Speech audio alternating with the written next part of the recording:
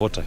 We are going to ask the court to find that technology which was deployed by IEBC for these elections was a technology that did not facilitate the exercise of the right, did not facilitate the actualization of that right in the manner that is required under the law. You will note that in the KPMG report 17 and 2022, they actually did confirm that there were what you are calling unauthorized users who had access to IEBC, and their condemnation was that that system was vulnerable and had been compromised. Can we then, as a country, rely on to give us a winner of an election that an independent audit has demonstrated was compromised in the conduct of the elections?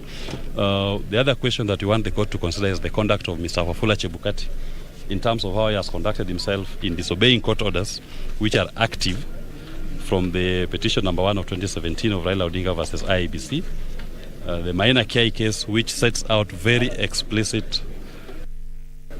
The first petition filed this morning, the registrar now wants to do the lodging. The person who came with the petition is seated before the registrar. That if the court had already spoken on the manner in which the registrar lodging the petition on this other side, but immediately you are done. Maji sasa acha tukaangalia mmoja wao yule ambaye alileta kesi leo wasilisha kesi, basi washamaliza kuangalia makaratasi yake. Sasa mtazamaji, tuenda kuona kama ameweza kukubaliwa ama kama ameweza kupata vigezo vyote vinavyotarajiwa. Ndipo tuelekea hapo kama unavyoona hapo. Sasa tuenda kuangalia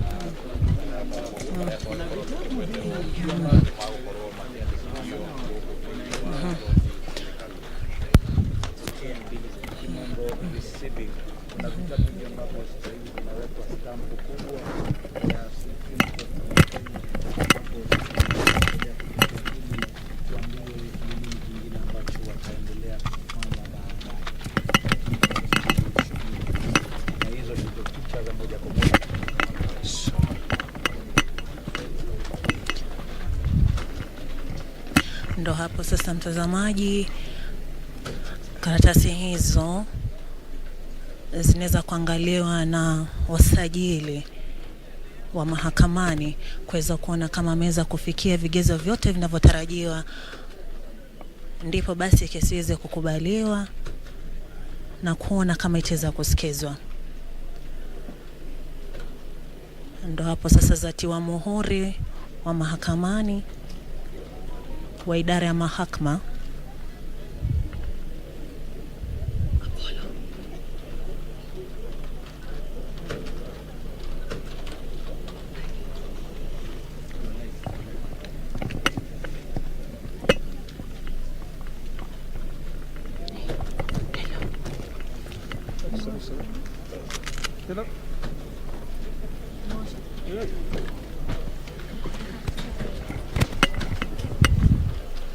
Ndio hivyo mtazamaji, basi kesi hiyo, makaratasi hayo ya kesi hiyo sasa yanatiwa muhuri.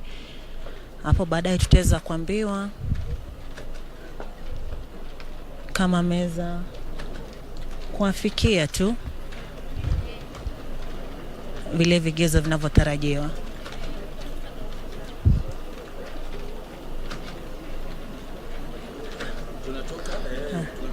Twende. Ndio ya mtazamaji, sasa tuende kuangalia, tupata fununu kwa wale wa Azimio la Umoja, basi kama wameshawasili. Sasa tuelekea pale tuweze kuonyesha picha hizo mbashara kabisa, ambapo wanaelekea hapa katika mahakama ya Milimani, ambapo ndipo mahakama ya upeo ilipo. Muda si mchache anaweza kufika hapa. Picha ndo kama hizo. Watu ni wengi, mawakili, wanasiasa, hasa wale wa mrengo wa Azimio. Naweza kumwona aliochaguliwa kuwa mbunge wa Lang'ata, wanahabari vile vile. Ndo picha ndo kama hizo.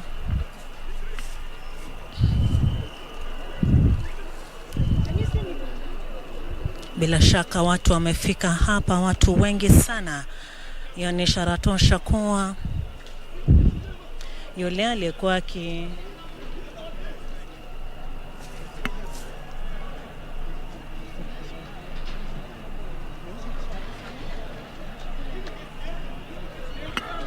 bila shaka vile watu wa idara ya usalama wapo ngangari kabisa kuhakikisha kuwa usalama unadumishwa hapa. Tukiendelea tu kusubiri ile aliyokuwa akiwania kiti cha urais Raila Odinga anawasili hapa muda si mchache akiwa pamoja na wafuasi wake ambao ni wengi sana. Watu wamefika hapa kwa wingi mno, mawakili na vile wanasiasa, wanahabari.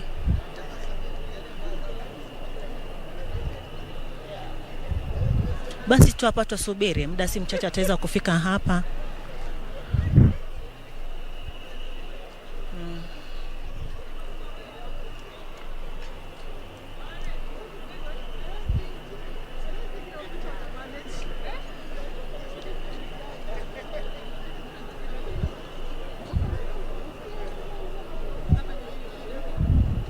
Na hivyo mtazamaji, kama tulivyokuwa tumekujuza hapa awali, ni kuwa kufikia sasa ni watu wawili tu, ama ni kesi mbili tu, ama petitions mbili ambazo zimeweza kuwasilishwa hapa katika mahakama ya upeo ambayo inasikizwa katika mahakama ya Milimani.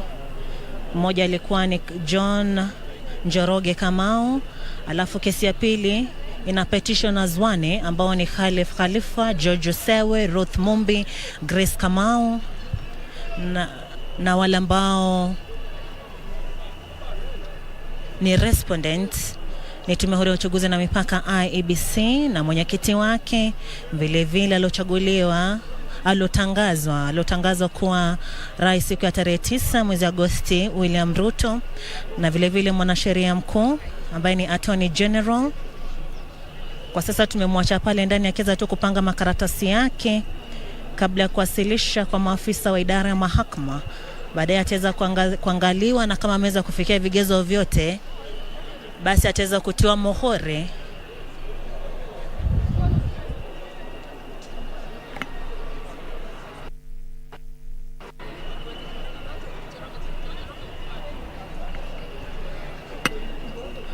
Ndo hivyo mtazamaji, picha ndo kama hizo.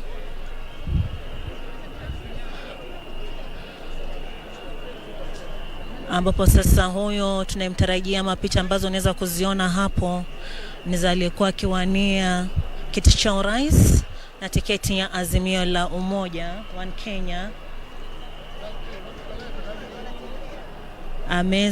Anawasili hapa mahakamani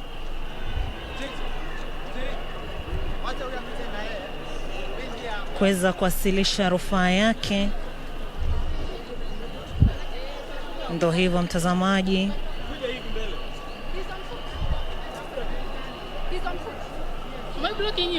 Yes, please.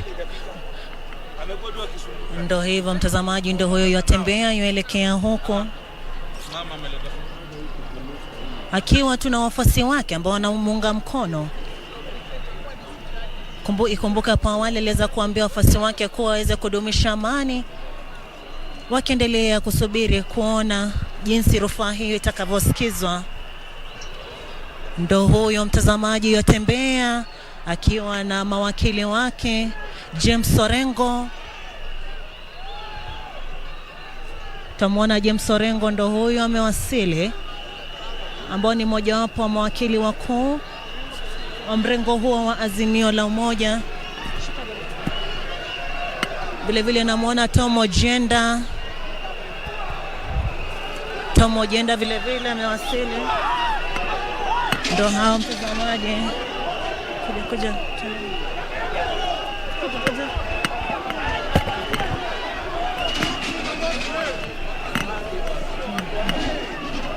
Ndio hivyo mtazamaji, tuingia ndani sasa kuwasilisha. Okay, we request that the team enter. Mtazamaji, ndo hawa wameingia. Hiyo ni moja wapo tu wa mawakili ambaye ni James Orengo.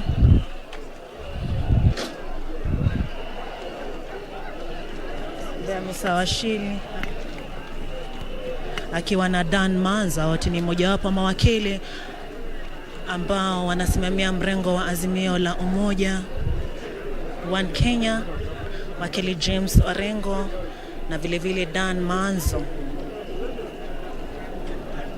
Tuwasubiri mawakili wengine waweze kufika, maanake tulikuwa tumeambiwa ni zaidi ya mawakili 30. Vile vile wapo mawakili wengine hapa ndani.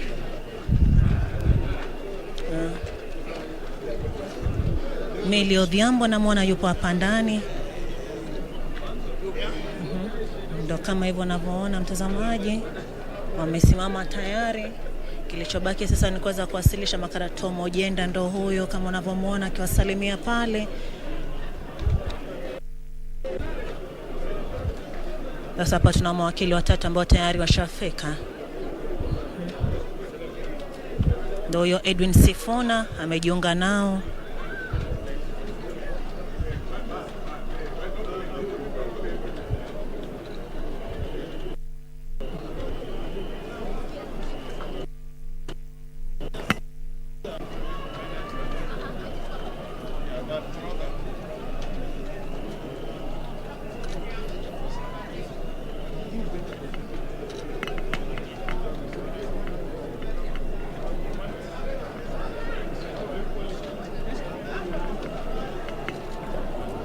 Na vile vile mtazamaji, ndo picha ndo hizo, ndo hao wanaingia ndani.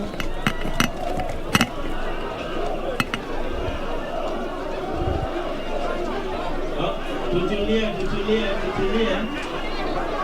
Wale wanaingia tutulie.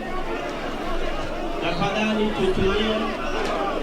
Ndo hao Wanga Gladys Wanga, Jeremiah Kioni. Wale wanaingia tafadhali tulieni.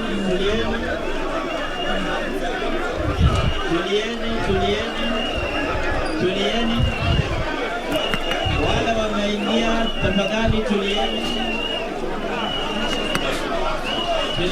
Wananchi tutulie. Bila shaka wameweza kuleta na wafuasi wao ambao ni kama wanataka kukubaliwa wengi hapa ndani. Tunawakaribisha Supreme Court na tunaomba mtulie. Tafadhali tulieni. Watu ni wafuasi ambao wanataka wakubaliwe wa hapa ndani. Ndio huyo Martha Karua amewasili. Wananchi tafadhali tulieni na mketi. Tunaomba mkae kwanza, tunaomba mketi. Tunaomba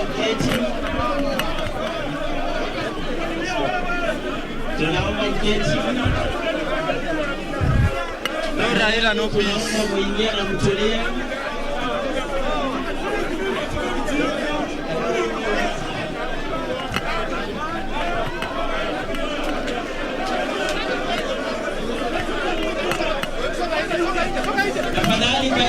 Tafadhali karibuni na mtulie.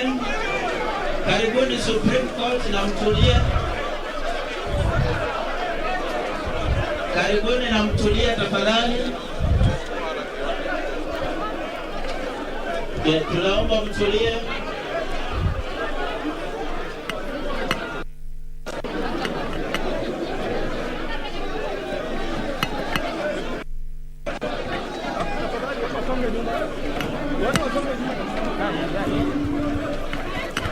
We urge everyone to be orderly, please. Let us have order in the courts, please. Let us have order, please. Some order, please. Please let us have some order. Unplug my Order, please. Let us have order in the court, please. Ataenda nayo. Okay.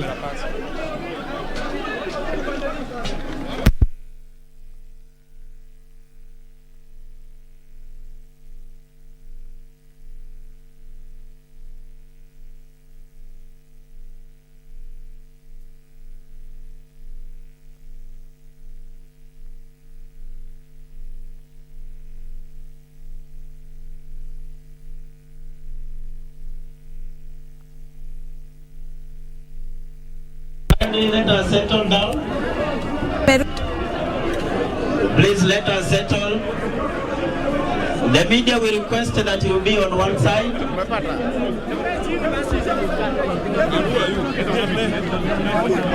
Let us all settle, please.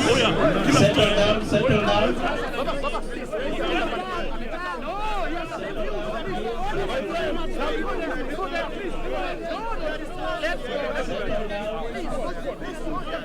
Let us have some order, please. Let us have order.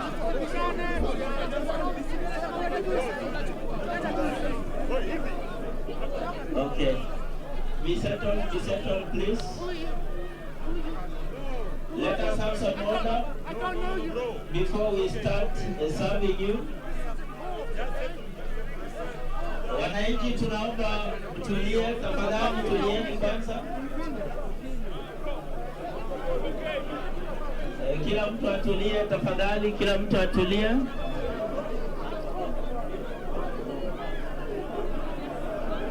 The media please, the media people.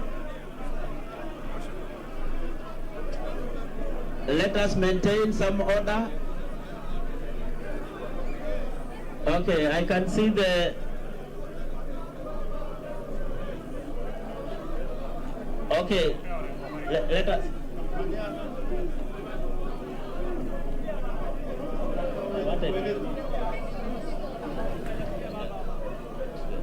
Okay, we need some order.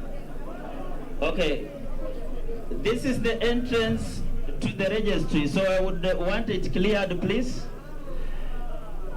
Let this entrance be cleared. This is where we want to start the business from. Let us have some...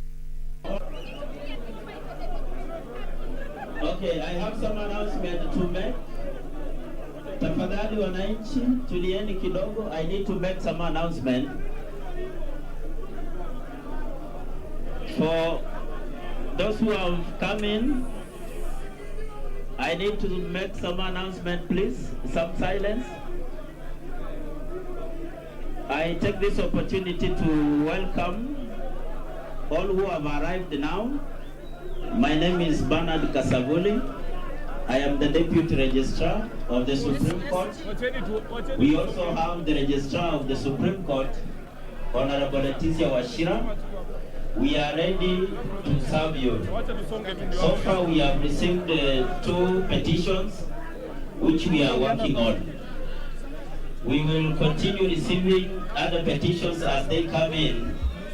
But for now, we urge all who have already entered the room.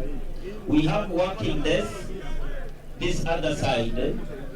For those who have come with their pleadings and any other court papers, we have room here. We will allow you to organize your documents. The law requires that we have at least a set of 6 documents, so that a set of 6 petitions. Once you have those, you ensure that if you have more than 1 volume, you will have to in order so as to make it easier for our court staff once you enter. The entrance to the registry where verification will be done, it is here. But one appeal I make to all of us, let us remain calm, seated where we are.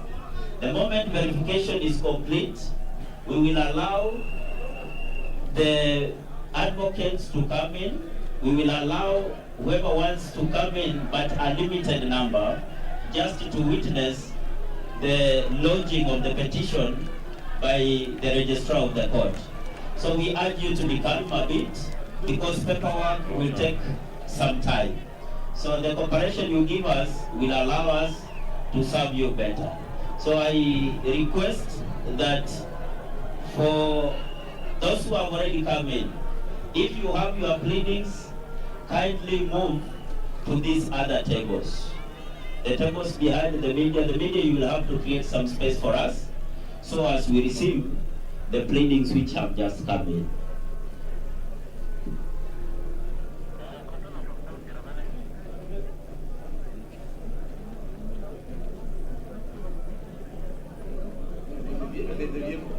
Okay, let us create a room at the entrance. This is the entrance. We request you create room. Security, kindly create room.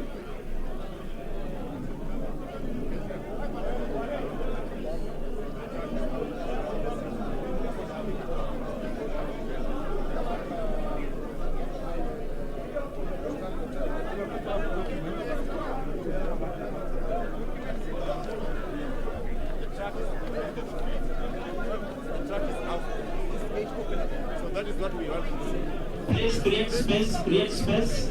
This is where we need some space. Tafadhali wananchi, tunaomba mtutengenezee nafasi hapa. Hapa ndio kesi. Wenye wamebeba makaratasi ya kesi watapitia hapa. Kwa hivyo tukisimama kwa mlango, hiyo kesi haitachukuliwa. Tunaomba tafadhali. Tunaomba tafadhali msonge kando kidogo.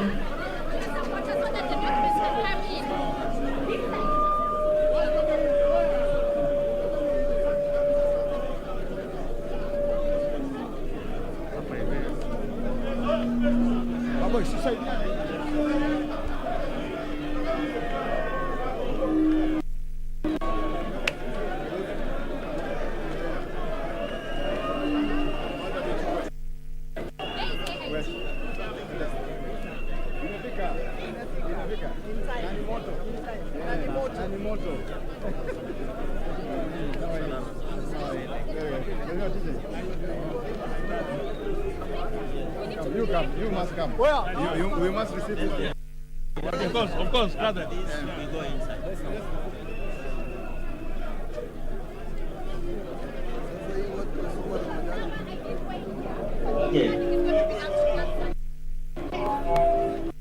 Wafungue barabara hapa kubwa sana. Wale tafadhali tufungue barabara kubwa hapa sana. Fungua hapa. Wale hii group iko hapa, rudi huko nyuma. Toka yote. Hakuna mtu anabaki hapa. Rudi huko. Fungueni barabara hapa kubwa sana.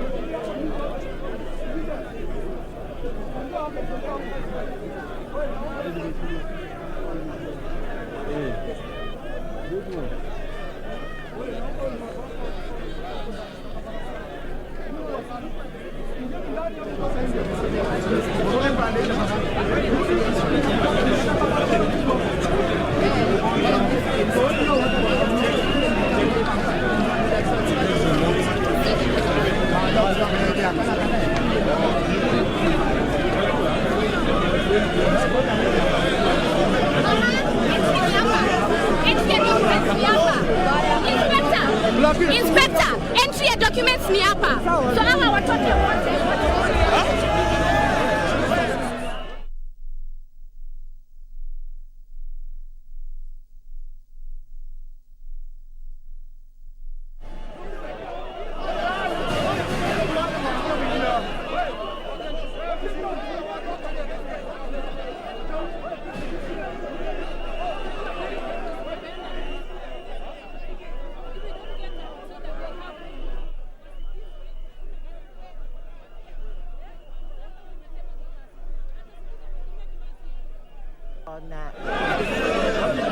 Live broadcast is coming to you from the Milimani courts, where the Azimio la Umoja presidential candidate Raila Odinga's legal team has already filed an electronic copy of the presidential petition challenging President-elect William Ruto's victory. And this is a petition they are supposed to file before the 2 p.m. deadline. The legal team, according to the law, will have to file this physically also in court by 2 p.m. And pictures coming on your screen are live from the Supreme Court, where we are seeing supporters of the Azimio la Umoja One Kenya coalition. We're also seeing a number of political leaders allied to the Azimio la Umoja presidential candidate and the coalition in support of their move to the Supreme Court to challenge the victory of President-elect William Ruto after the August 9th general election. Kenyans took to the polls on August 9th general election to elect their leaders. We'll take them through to the next 5 years. It is an election that was considered as one of the most peaceful the country has ever had in the recent past, compared to the previous elections, that of 2017 and 2007, one that had for the country to bring in peacemakers to call leaders on the table and forge way forward. But unlike this election, the election observer groups have time and again lauded Kenyans for a peaceful election, and also the tolerance that political leaders had during the campaign period, one that aimed at uniting the country before, during, and after the August polls.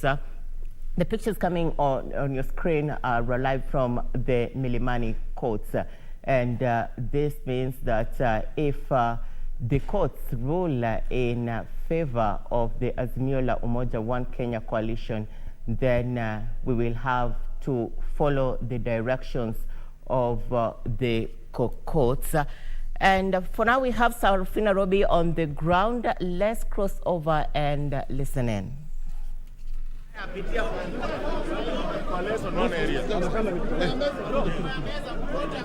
Enda nyuma ya meza, enda nyuma ya meza. Waje robi, waje robi. Let's have one people here. Robi hapo nyuma. Chukua tu cheki. Imeze kuendelea.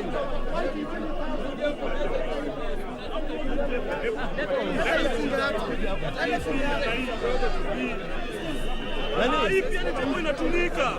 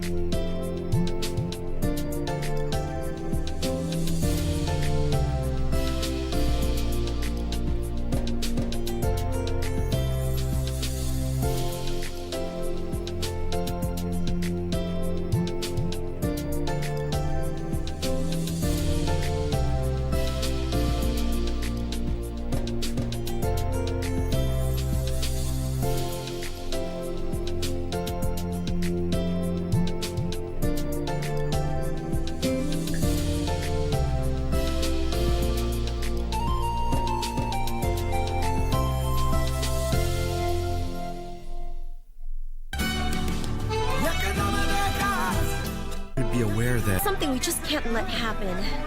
we need to find this gun. It's the same caliber, but a different gun.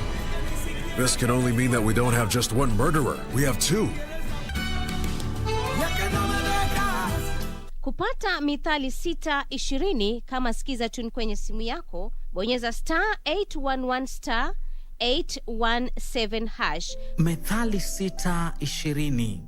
Mwanangu, shika maagizo ya baba yako, wala usisahau mafundisho ya mama yako. Yaweke daima moyoni mwako. yafunge shingoni mwako, yatakuongoza njiani mwako, yatakulinda wakati ulalapo, Kupata mithali 620, bonyeza *811 *817 hash. *811 *817 hash.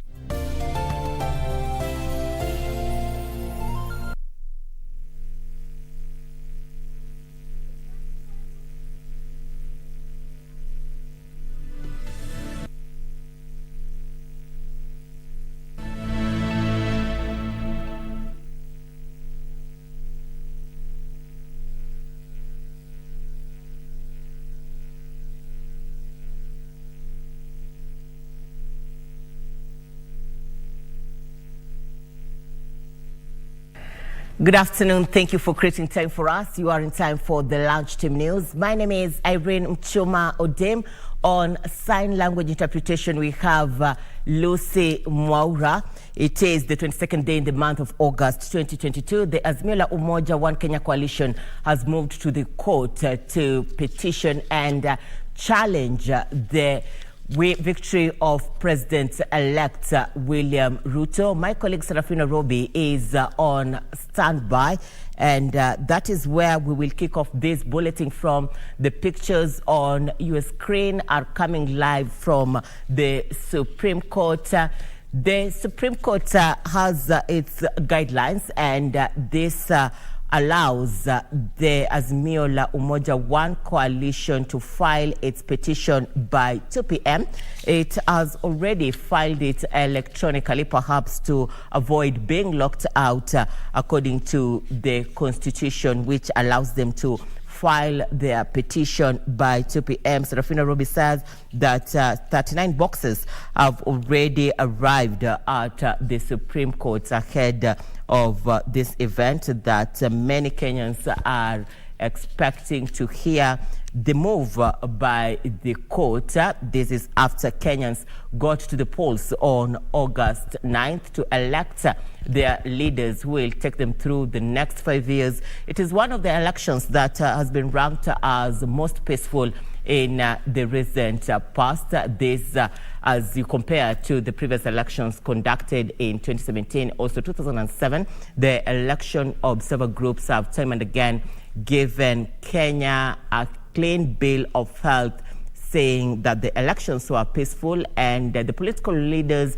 were tolerant, especially when during the campaign period they would preach peace in enhancing unity across the country, urging Kenyans to be united and peaceful, saying that Kenya is greater than an individual, and we should always look forward to making the country greater than before.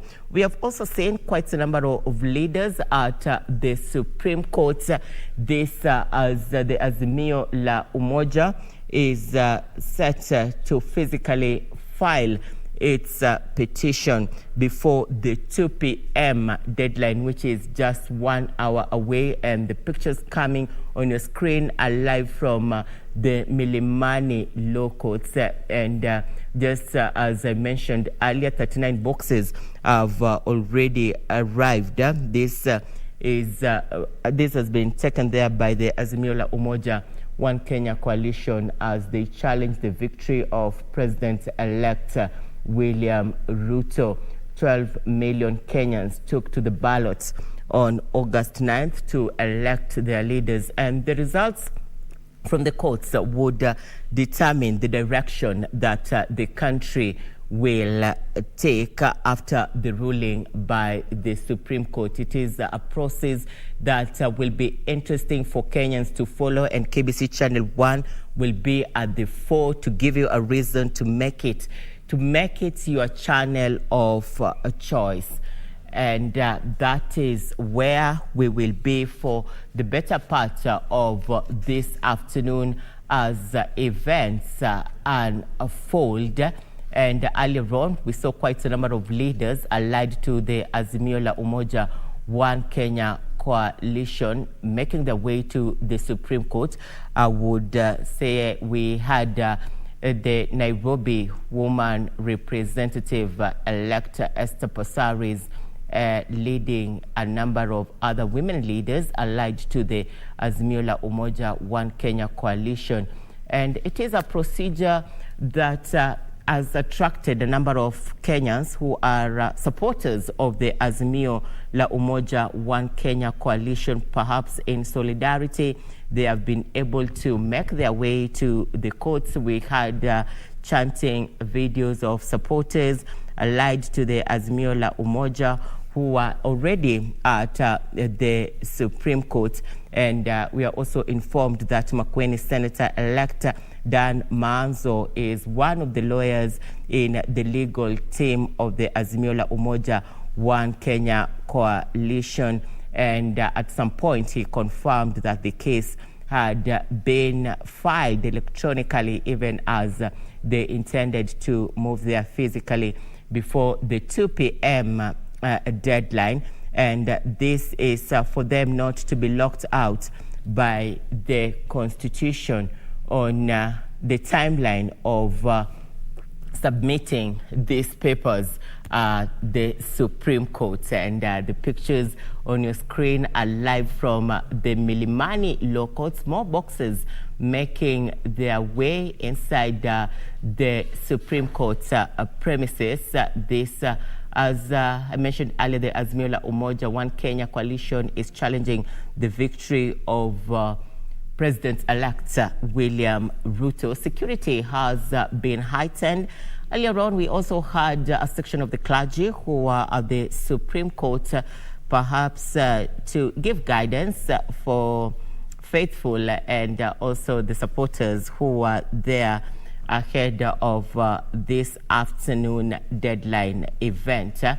And a battery of journalists are also on the ground. We have our very own Sarafina Robi, who will definitely give us details as they unfold. KBC Channel 1 is committing to bring you factual events from the Milimani locals. This as the Azimio la Umoja One Kenya coalition is challenging the victory of President-elect William Ruto under the Kenya Kwanza. And we are expecting the Azimio la Umoja One Kenya presidential candidate Raila Odinga also to talk to us in regards to this events. And if I take you back in August 2017, the Supreme Court annulled the election after the then presidential candidate under the Orange Democratic Movement, Raila Odinga, rejected President Uhuru Kenyatta's victory. And this was quite a tough procedure for both sides because of the law, and we had to go for another exercise that took Kenya to the polls. And the aftermath of this year's court decision is keenly watched, not only in Kenya, but also Africa and across the borders. And this is one of the tests for democratic maturity in Kenya. Kenya is ranked as the East Africa's richest economy, and we would not want to see a replica of ugly scenes where Kenyans would not talk to one another. Perhaps that is the reason why this time round political leaders placed their political differences aside to ensure that even as they campaign, even as they sell their manifesto to Kenyans, they are speaking peace messages and putting the church at the fore in also giving guidance to ensure that the elections are conducted peacefully in the August 9th general election. However, it is not a decision that was well received by the Azimio la Umoja One Kenya coalition, but So far, the Election Observers Group said political leaders in Kenya set the pace for the world that we can exercise our democratic rights peacefully and also conduct elections peacefully and ensure that we are united even after the elections. Kenyans have gone back to work. We can witness the traffic snarl-ups, a sign that normalcy has returned, especially during the early morning hours and late in the evenings. And around the central business district, business has got back to normalcy. This is a sign that Kenyans have agreed to the decision of the ballot, and they have agreed that they will move forward even as we have the petition by the Azimio la Umoja One Kenya coalition being challenging the victory of President-elect William Ruto under the Kenya Kwanza coalition. The Education Cabinet Secretary, Professor George Magoha, said pupils and students will remain in school even during this electioneering period, and as petitions move to court, he said the decisions by leaders will not affect the school calendars. Remember, the school calendars were affected largely by the COVID-19 pandemic. Pupils and students had to stay home for quite some time, and this affected the routine, and also they lagged behind on syllabus. And also it came at a time that Kenya was embracing the CBC curriculum, one that the education experts believed it's for the good of our children, and it will change the system to a better system of education. However, all the same, there are those who have been opposing the CBC, but a number of Kenyans are glad that children are back to school. And as much as we are having petitions in court, normalcy has returned. People can be able to make a living from their normal way of going to work or conducting businesses. And this is as the Azimio la Umoja even announced earlier that they will move to court to challenge the victory of President-elect under the Kenya Kwanza coalition, William Ruto. The pictures on your screen are coming live from the Milimani court. So a leader after another arrives to the Milimani court. That is one of the leaders allied to the Azimio la Umoja One Kenya coalition, making its way to the Supreme Court after the Azimio la Umoja One Kenya coalition made a petition earlier on electronically before the 2 p.m. deadline, where right now they are moving the ballot boxes, or they're moving the boxes with petitions to the Supreme Court for the hearing by the judges at the Supreme Court. We'll be expecting reactions from Kenyans, and we have our reporters across the country who will be giving us events as they unfold. Azimio la Umoja One Kenya coalition supporters at the Milimani courts chanting the songs they know how best to appreciate their leaders. This is amid heightened security at the Milimani courts. This is after the Independent Electoral and Boundaries Commission announced the victory of President-elect under the Kenya Kwanza coalition, William Ruto, who garnered 7 million votes, 7,176,141 votes, which according to IEBC, this is equivalent to 50.59% of valid votes cast. And this showed that President-elect was ahead of his main competitor, the former Prime Minister, who is also the Orange Democratic Movement's party leader, Raila Odinga, who managed 6 million votes, and this was 6,942,930 votes, representing 48.85%.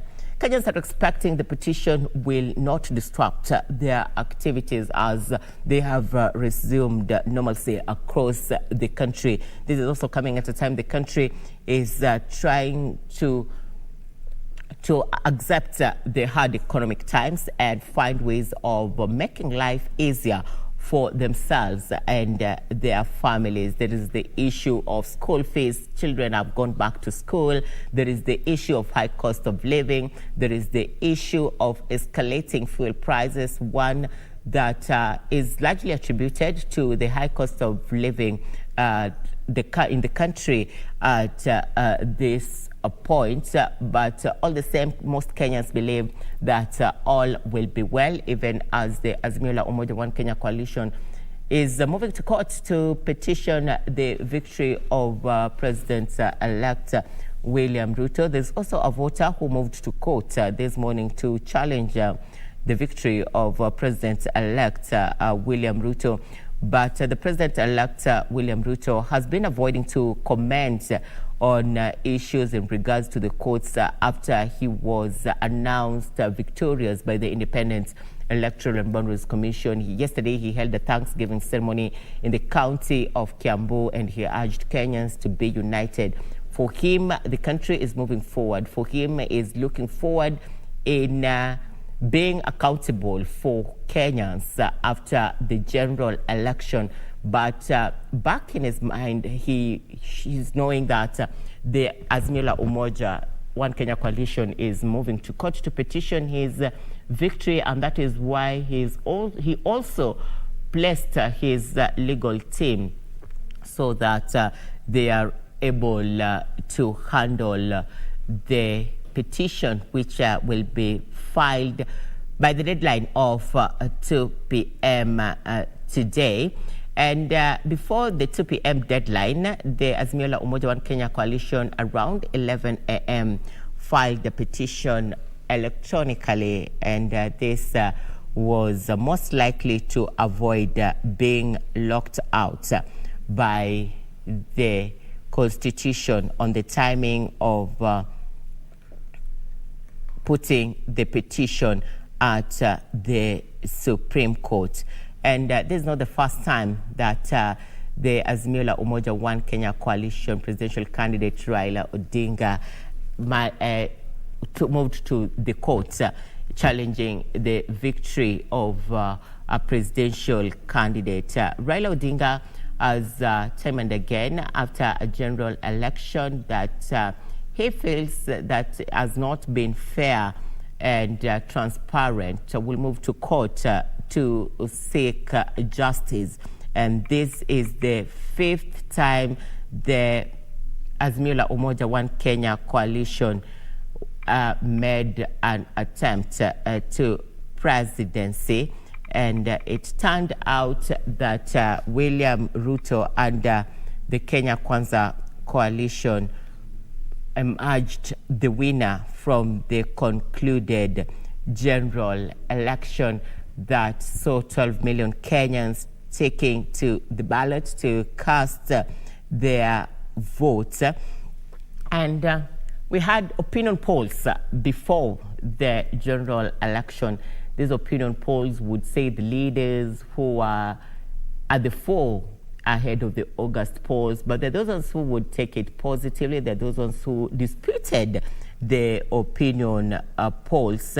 And at time and again, you would see Kenyans reacting to these opinion polls. Just like today, we're expecting mixed reactions from Kenyans. And here at KBC Channel 1, we're ready to bring you the news as they unfold. And not only here in the capital of Nairobi, where the Azimio la Umoja One Kenya coalition is placing the petition, but also across the country. We have also seen the Azimio la Umoja One Kenya coalition running mate, Martha Karua, urging Kenyans to be united.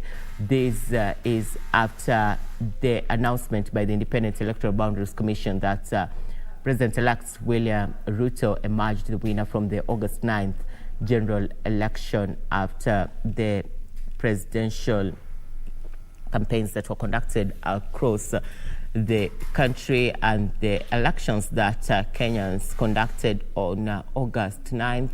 And Karua has said that the rule of law will apply. She has, however, been optimistic that the courts will rule in the favor of the Azimio la Umoja One Kenya coalition.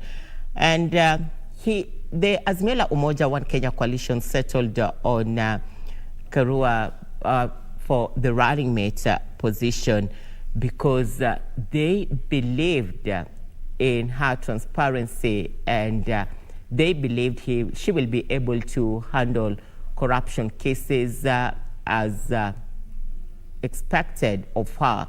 But at the same time, women were happy about the nomination of Martha Karua as the running mate under the Azimio la Umoja One Kenya coalition, and they said it was about time that we have women leaders in powerful offices who would address their concerns. Women said over the years they have not been given the priorities they are supposed to be given, and also their positions in the society were at some point neglected by the society. But generally, from a political analyst that we have been able to talk to time and again, they said there is a great improvement in this general election where more women leaders were elected to parliament and also to gubernatorial positions and also senatorial positions. And Nakuru County set the pace for women leaders. Nakuru County elected woman leader Susan Kihika for the governor position. They also had a woman leader for the senatorial position, and also all members of parliament. But that aside, it is an election that Kenya got a clean bill of health from the election observers group, which said this is one of a kind. And at one point, you would hear leaders from Nigeria lauding the Independent Electoral and Boundaries Commission for the good use of the KIMS kit. And they lauded Kenya for being at the fore for electronic concerns and technology-wise. But for now, I'll get you back to the Supreme Court, where my colleague Serafino Robi is on standby. Let's listen to the events from that end.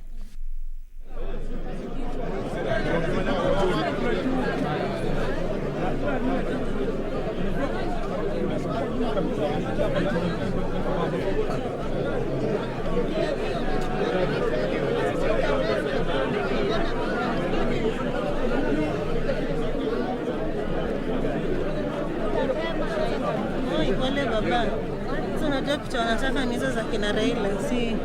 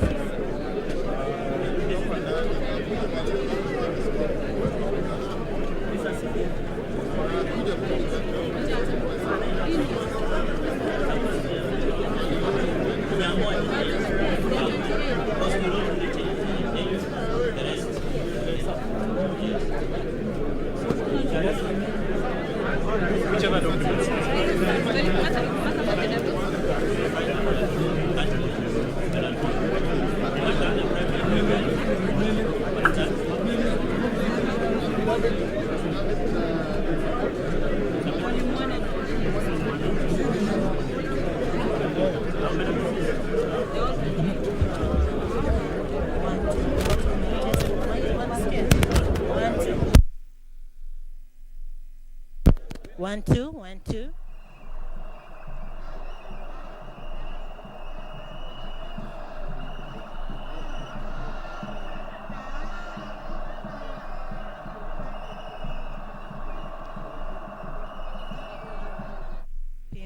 Ambayo imeweza kuwekwa katika mahakama ya Milimani ili kuweza kusikiza rufaa ambazo zinawasilishwa hapa kupinga matokeo yaliyotangazwa kuhusiana na kiti cha urais. Kama unavyoona, watu ni baadhi ya wafuasi wa mrengo wa Azimio la Umoja wa Kenya ambao wamekuja hapa na vinara wao wakiongozwa na Raila Odinga, na kufikia sasa hivi ni kuwa wameweza kuingia pale ndani ili kuweza kuangalia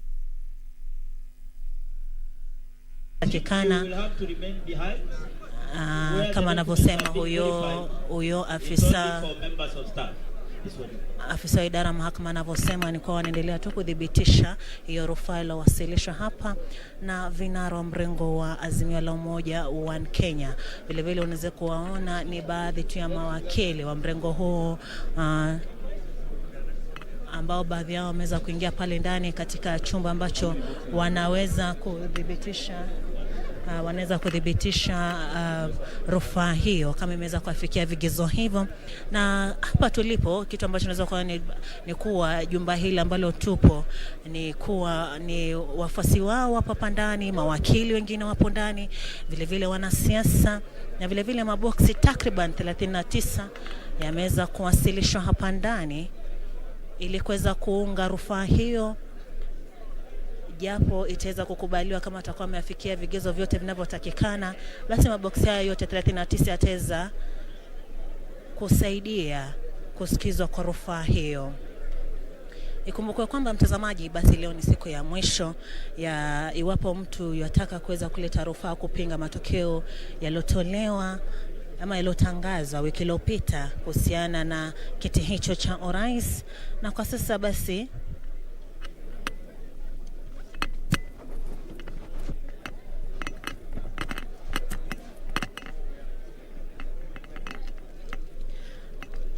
mtazamaji, kama nilivyokuwa nimekujuza ni kuwa hii leo basi ni siku ya mwisho kulingana na katiba, ambapo imempa mtu yote ambaye anataka kuwasilisha rufaa kwenye mahakama ya upeo siku 7 kutoka siku ambayo matokeo yaliweza kutangazwa. Ikumbuke kwamba matokeo yaliweza kutangazwa siku ya Jumanne, siku ya Jumatatu wiki iliyopita. Kwa hivyo basi hii leo ndo siku ya mwisho na zimesalia tu dakika chache kufikia sasa. Tumeweza kuona rufaa takriban 3 zimeweza kuwasilishwa hapa, mojawapo ikiwa ile ambayo imeweza kuwasilishwa na John Njoroge Kamau, ya pili ikiweza kuwasilishwa na watu 4 ambao mtazamaji, acha nikusomee majina yao, ambao wanapinga tu halefu huyo mmoja wao wanapinga uchaguzi, matokeo haya yaliyotangazwa siku ya Jumatatu wiki iliyopita, na kuweza kusema kuwa njia iliyotumika kuweza kuafikia matokeo haya kwa ya kimsingi. Basi rufaa hiyo ya pili ina Khelef Khalifa, George Osewe, Ruth Mumbi, Grace Kamau.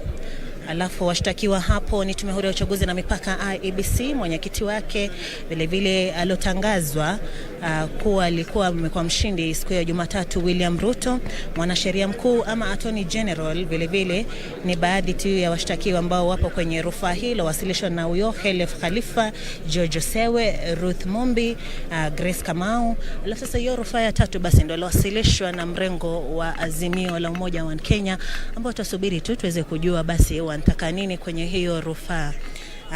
Vigezo vyao ni vipi, wanaangazia nini, ni mambo yapi ambayo wanataka iweze kuangaziwa na mahakama ya upeo. Basi pia tukiweza tu kufuatilia jinsi ambavyo shughuli nzima inafuatiliwa kuwasilisha hii leo.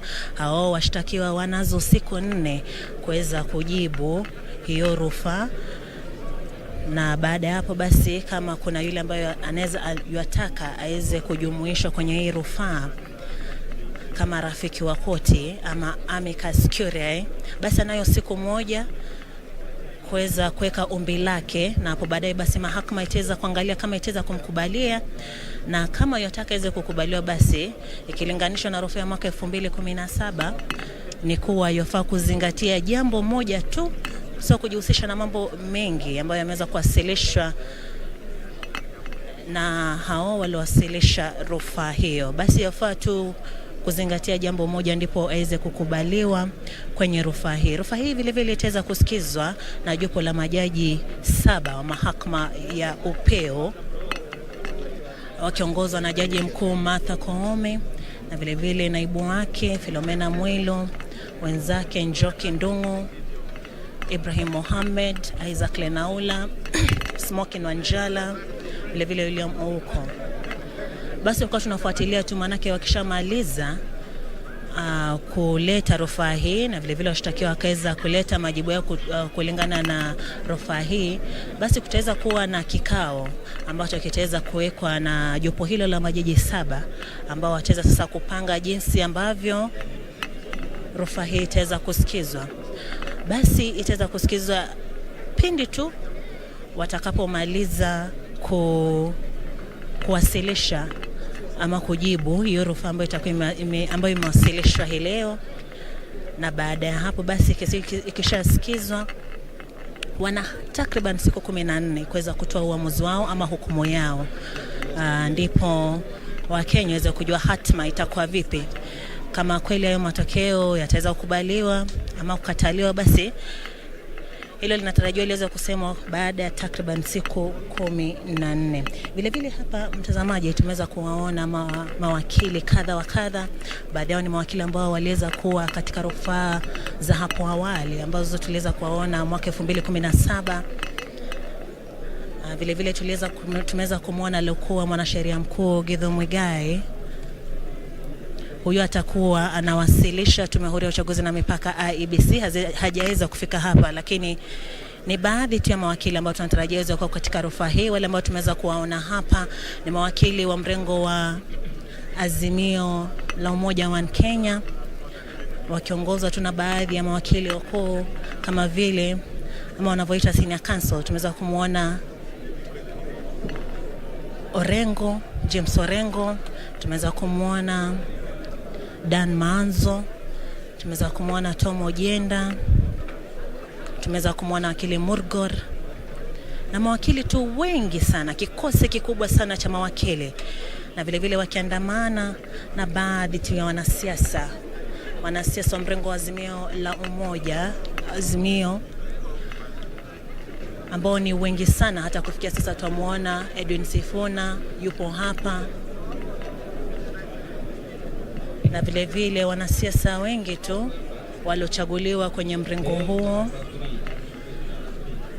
Hapo baadaye basi wale ambao wameweza kushtakiwa kwenye rufaa hii ambao ni Tume Huru ya Uchaguzi na Mipaka IEBC na vile vile Kenya Kwanza, wakiongozwa na aliotangazwa kuwa mshindi William Ruto.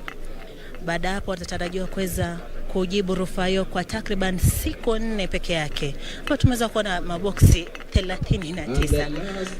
Sasa hatujui kama wataweza kweli kupitia maboksi haya yote 39 na kuweza kuwasilisha katika mahakama ya upeo, ama wataweza kuomba muda zaidi. Lakini wanavyokubaliwa basi na maelezo yaliyotolewa na mahakama ya upeo, itabidi waweze kuzingatia hizo siku 4. Basi sikio watakayoleta ama watakayotarajia kuweza kuleta, tunatarajiwa kuweza kuona pia mawakili ambao wataweza kufika hapa. Kwa sasa ni kwa jumba hili limejaa sio tu mawakili, limejaa vile vile wanasiasa wakongwe kabisa. Tumuona Charity Ngilu, tumuona Peter Kenneth. Ndio kama mpiga picha wangu waweza kuwaonyesha wako pale.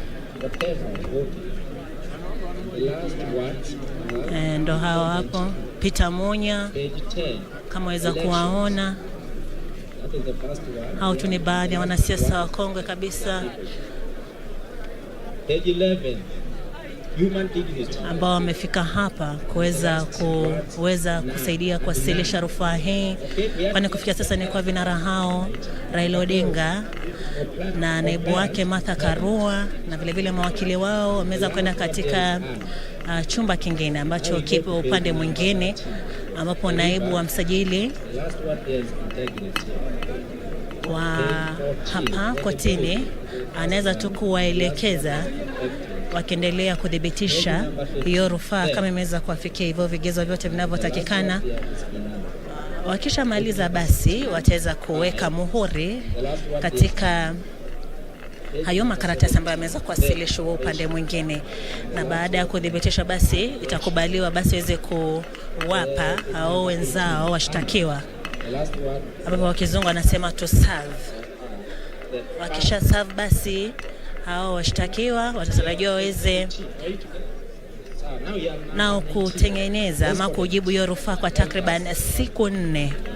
Hapo baadaye basi hao waliowasilisha rufaa wana siku moja kuweza vile vile kuleta ombi lingine ama linaloita interlocutory application. Wanao siku moja kuweza kuwasilisha hiyo, na yule ambaye anataka kuweza kujumuishwa kwenye rufaa hii kama rafiki wa koti ama amicus curiae anayo siku moja vile vile kuweza kuwasilisha ombi lake. Hao tu ni baadhi ya wafuasi wa mrengo wa Azimio la Umoja wa Kenya ambao wamejaa hapa pomoni, wakiwa na wanasiasa kama unavyoona. Yule ni Edwin Sifuna aliochaguliwa kwa seneta wa kaunti ya Nairobi, akiweza tu kuongea na baadhi ya wafuasi wao ambao wameweza kufika hapa, na vile vile baadhi ya mawakili ambao wako hapa, kwani ni baadhi tu wameweza kukubaliwa kuweza kuingia pale. Na basi tuona kama hilo ni ombi lingine ambalo limeweza kuwasilishwa hapa. Tumeona mtu yengea hapo anabeba boksi, basi tusubiri tuweze kujua kama pia hiyo ni rufaa nyingine, maana tayari rufaa 3 zishawasilishwa hapa. Moja iliwasilishwa na John Joroge Kamau, ya pili imeweza kuwasilishwa na watu 4 akiongozwa na Khalif, alafu ya 3 ndio hii imeweza kuwasilishwa na Azimio la Umoja wa Kenya. Basi tumeona mwingine yengea hapo. Awali alikuwa amekuja akaambiwa hajafikia vigezo ambavyo vinatakikana akarudishwa. Sasa tumeona tena ameingia, hata tusubiri tuone kama ataweza kukubaliwa. Akikubaliwa basi tutaweza kutangaziwa tuweze kujua. Kwa sasa kufikia sasa ni kuwa zimesalia takriban dakika 24. Kwa hivyo iwapo mtu ana rufaa inayopinga matokeo yaliyotangazwa siku ya Jumatatu wiki iliyopita, zimesalia tu dakika 24 kikatiba ama sio kikatiba, kulingana na maelezo yaliyotolewa na mahakama ya upeo kuweza kuwasilisha rufaa hiyo. Iwapo itafika saa 8 na hajawasilisha, basi rufaa hiyo haitaweza kuchukuliwa hapa. Baadhi tu ya mambo ambayo pia yanatakikana ndipo rufaa yako iweze kuchukuliwa hapa katika mahakama ya upeo ni kuwa wastahili kuweza kuweka hela takriban milioni 1 ambayo inaitwa kama security. Watakikana waweze kuweka milioni 1 ndipo uweze kuandikisha rufaa yako iweze kuangaziwa na kudhibitishwa kabla ya kusikizwa. Vile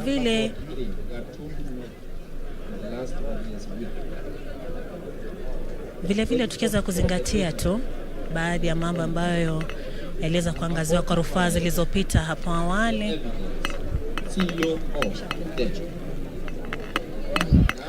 Ni baadhi ya mawakili, ndio huyo Tom Ojenda.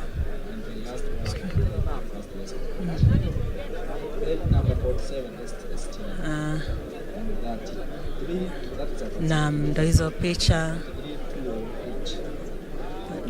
za wakili Tom Ojenda. Ni baadhi ya mawakili: Charity Ngilu, Peter Kenneth, Jeremiah Kioni. Ni baadhi ya wanasiasa na vile vile mawakili, kama unavyomwona pale senior counsel Tom Ojenda ambaye aliweza kuchaguliwa kuwa seneta wa Kisumu. Ikionyesha kuwa wanasiasa tu mrengo wa Azimio la Umoja wamejitolea sana kufika hapa ili kuweza kusaidia na kuonyesha umoja wao. Pia namuona Peter Munya hapo kando ya Peter Kenneth.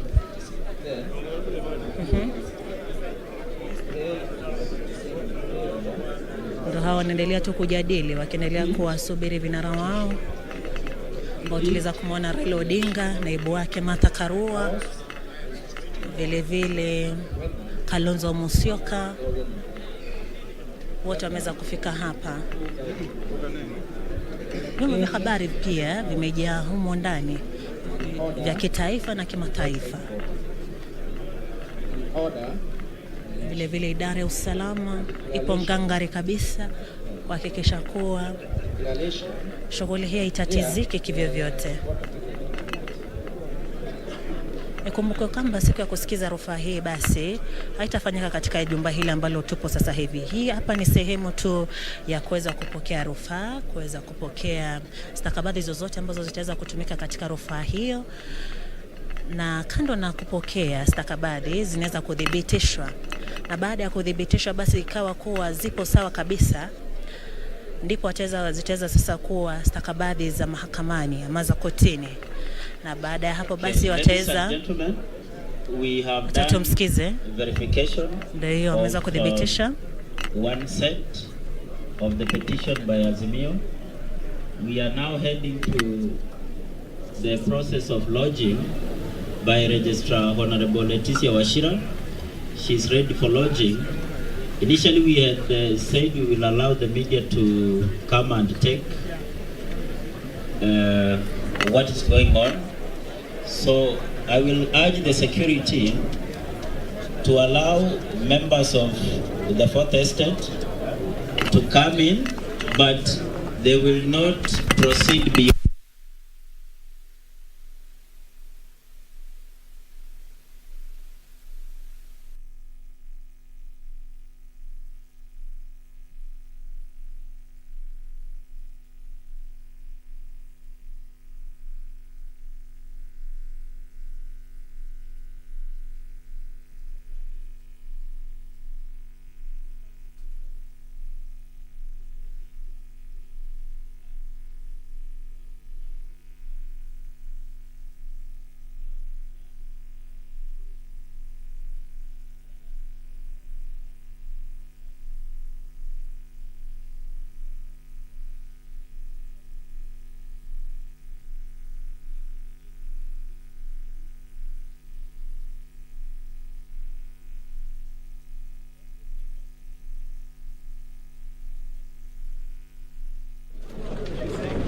Only members of the press. Security, you can lock the door. Lock the gate, lock the gate. Please let us be orderly. Yes, for the petition which has just been brought, we are coming to serve you. Be patient, we are coming to serve you. Let us allow the lodging of the petition currently being verified.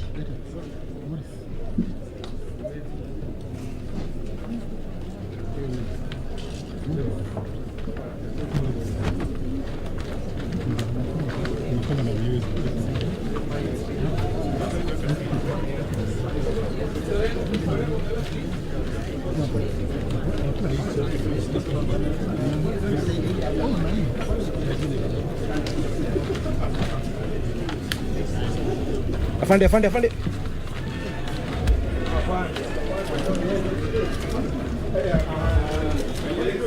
Steve.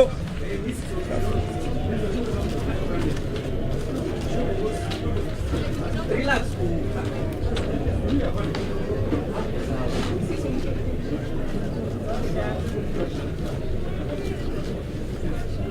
Thank you.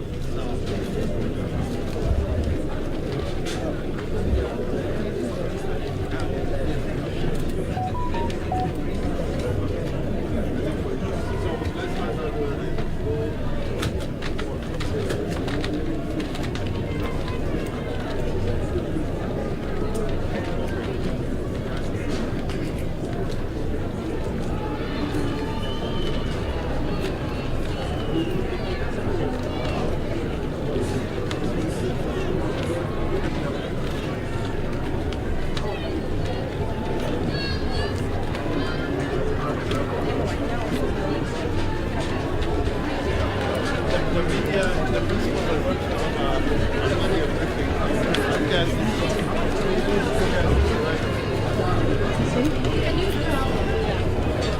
What do I do?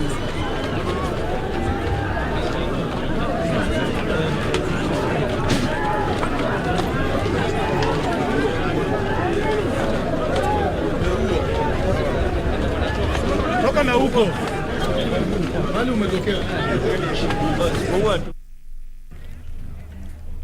The pictures coming to you live on your screen are from the Supreme Court. This is after the Azimio la Umoja One Kenya coalition placed its petition in court challenging the presidential results that placed William Ruto as the president-elect after the August 9th general election. My colleague Serafina Robi is on standby, and we have seen the Azimio la Umoja One Kenya coalition and its allied leaders making their way to the Supreme Court, and they have given their petition, and this earlier on they gave out an online petition just to ensure that they are not locked out of the 2 p.m. deadline. And news just in, the IEBC chairman Wafula Chebukati says they postponed elections that were supposed to be held on August 9th from the counties affected will now be held on August 29th. And he is also allowing the political candidates up to the 27th of this month to hold their campaigns before the elections that will be taking place on the 29th of August. And also 6 IEBC commissioners have been listed as interested parties in the first petition filed against Wafula Chebukati, who is the Independent Electoral and Boundaries Commission. And this is after the Azimio la Umoja One Kenya coalition filed its petition. It's going to be an interesting afternoon. My colleague Regina Manyara is on standby to have an interview session with an expert in regards to legal matters. This as the Azimio la Umoja One Kenya coalition moves to court to challenge the presidential results that announced President-elect William Ruto victorious from the concluded general election. It has been a busy morning from the Supreme Court. The pictures coming from your screen are live from the Milimani courts. We have seen supporters allied to the Azimio la Umoja One Kenya coalition chanting their leaders. And let's cross over and see what's happening right now.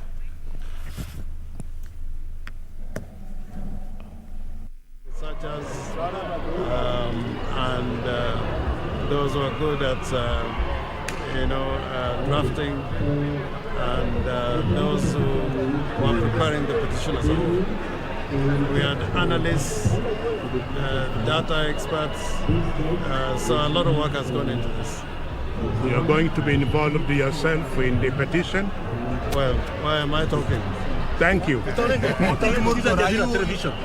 are you petitioning? What is your petition? We are challenging the purported election of Mr. Ruto as president-elect. We got many grounds in the petition, and I think we have a very, very strong petition. It can never be stronger. Can you explain to us a few points? What are your key points you are petitioning about? There is substantial complaints against the chairperson of the Electoral Commission. He committed many transgressions. We think those transgressions are actually criminal offenses. The commission itself was dysfunctional. It was like a criminal enterprise. My brother, Mr. Kanchori, you remember at Bomas, described Bomas as a crime scene. And I think our petition will bear that out. There were also acts of interfering with the integrity of the technology, especially in transmission, KIMS kits. And I remember there was a laptop which was seized and retrieved at Bomas, and it demonstrated quite clearly that our opponents were engaged in monkey business. This was a stolen election. And I think the Uda guys knows this is a stolen election. And if people can do this kind of acts, then we should never have elections at all, because they are pointless if people can conduct themselves in such a manner. There's also the story of the Venezuelans. That story is told very well in this petition, because they were brought in to interfere with the democratic process of electing a president of the Republic of Kenya. And we are sure at the end of this, Raila Amolo Odinga is going to be president, Martha Karua is going to be deputy president, and Stephen Kalonzo Musyoka is going to be prime minister. One question. Are you looking for retiring, or are you looking for nullification of the election result? All those orders we're praying for. When Orengo, there's an issue of from 34Bs that were left unannounced, 38 of them from the constituency. Do you have an issue there? We have a lot of issues from 34Bs, 34As, 34C, all that documentation. A lot of problems with them. But I think let's argue that petition in court. Are you also looking at a scenario of separate criminal proceedings against the chairman? That will come. That will come in the fullness of time. But now we are dealing with a petition. And you know, we can have complaints of the Commission of Election Offences. And you've done that elaborately. And Mr. Chebukati, in those transgressions and commission of offences, criminal offences, although they're election offences, but they're criminal offences, he has to be accountable. He cannot hide behind the commission. He cannot hide behind his office as chairperson. He is personally culpable. Shukrani, wacha tumalize kazi. Natieng.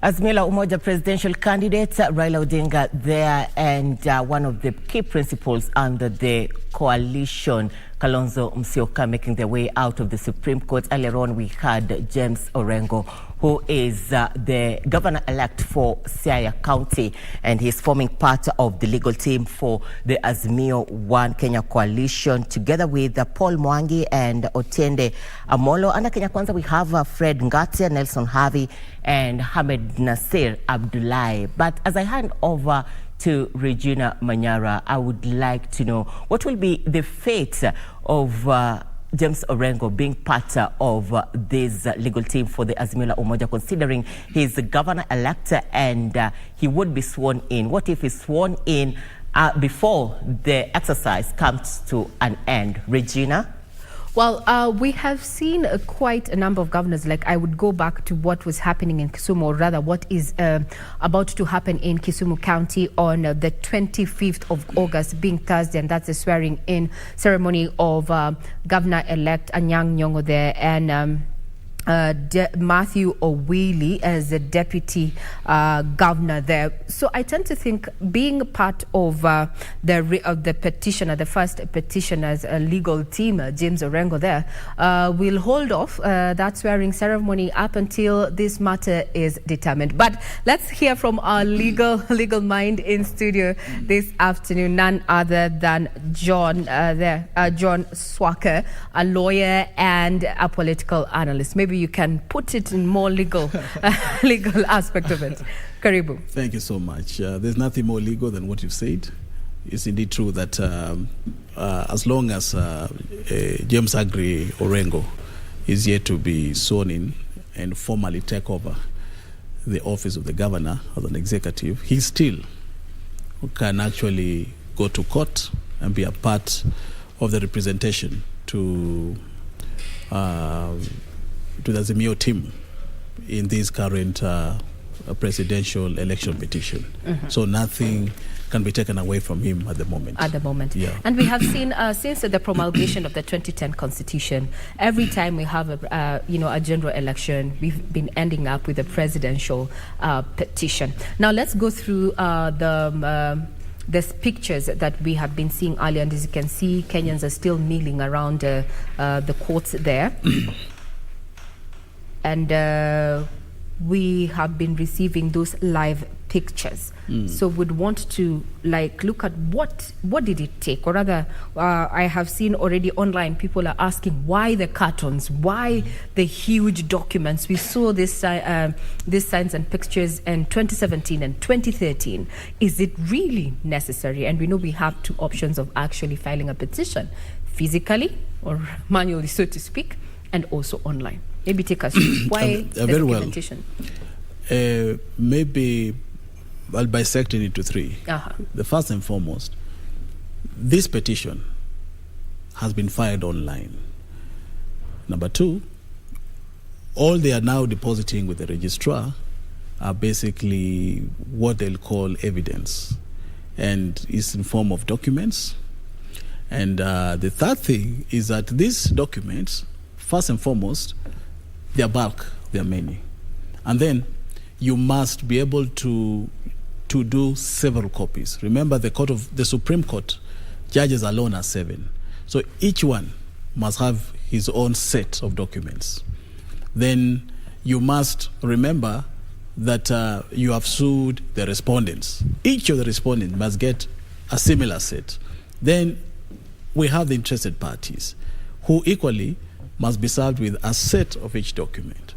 Then, of course, a copy must remain with the registrar. And now the advocates appearing for the petitioners, if the petitioners are 3 or 2 or 4, equally they must have a set of their documents. That explains the nature, the cartons and the files and such. That explains why you're saying a truckload full of documents. Yeah, a truckload. Because Kenyans have been trying to, make, somewhat just try and understand what they're seeing from the television screens there. We see many asking even to a point that are those ballot papers, There's been a lot of talk. Thank you for putting that into perspective. Now, let's look at the presidential petition in itself. It has been filed. It has met the deadline. Remember, the deadline was today at 2 p.m. And you see they have met the deadline there, having it lodged and also the serving. Let's look at the respondents vis-a-vis the petitioners. I think we start off with the petitioners in this particular presidential election petition. Yeah, of course, our laws are clear that upon the pronunciation of the presidential election, whoever has won, whoever has lost, you have 7 days upon which you have to then lodge your subsequent petition. It is instructive to note that today, 2 p.m., was the deadline of the 7 days. And so what takes effect thereafter is that the Azimio side, who are the petitioners, must have lodged this document by 2, which they have. So it goes back now to service, because the respondents will not be served through the media. They've been watching perhaps, but that is not service. The fact that somebody has lodged a case against you does not constitute service. So they must be physically served. They must be given these documents. Remember, other than just lodging the petition, there are other requirements that you have to comply with, one being a deposit of 1 million as security for costs. So the registrar is enjoined in law to actually be able to go through all those requirements, other than just looking at the petition and ensuring that everything is in accordance to the law. So as then he can determine that the petition as filed is right and appropriate. Then now you move to the next stage, which is basically to serve. The law is clear that upon service, which I believe they'll be able to serve, actually the law says you can serve through electronic media. That means you can do an advert in the papers, or physically. I believe they are ready to be served. They'll be served physically. Then they'll have 4 days to basically be able to bring in their responses.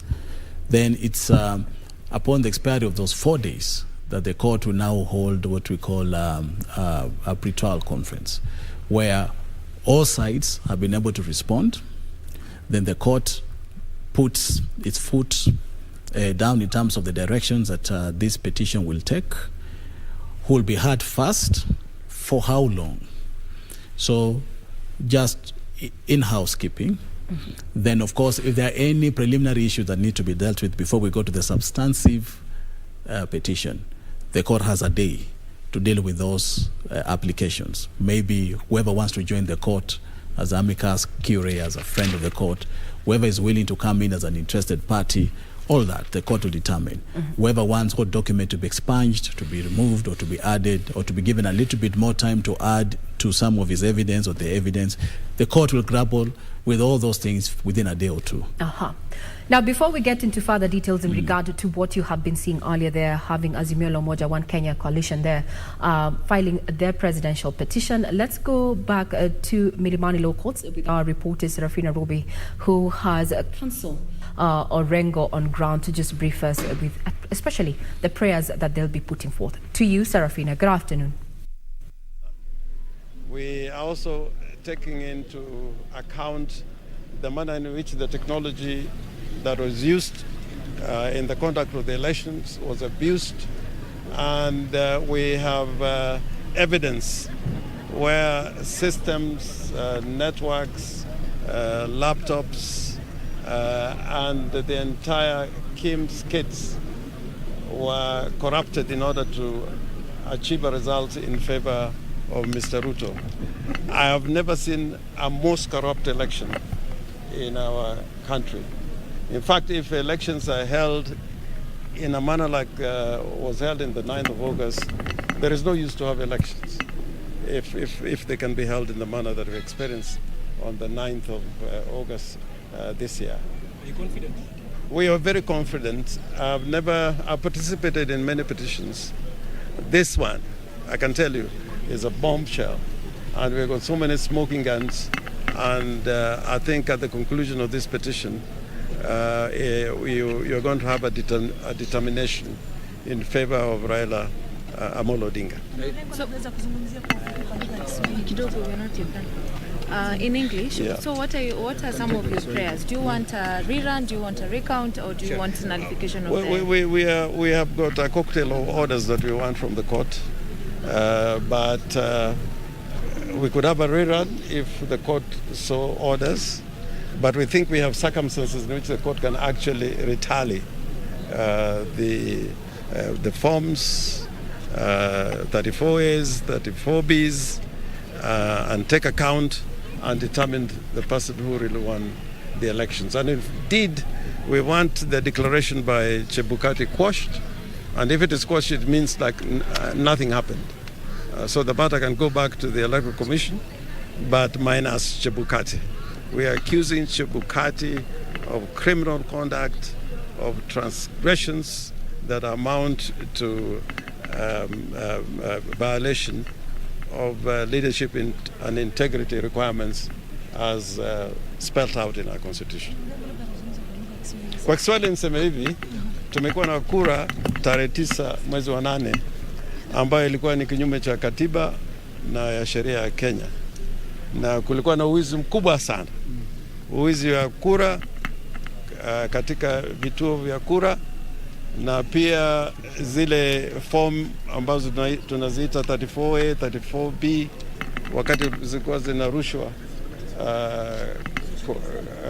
kwa mitandao, kwa tallying centers, kulikuwa na uwizi mkubwa sana, na tuna hakika haya yote tukiweka mbele ya koti, uamuzi itatoka kwamba Bwana Ruto hakushinda, na yeye lazima arudishe mahali alipokuwa, na hiyo ni kurudi nyumbani. Asante. Let's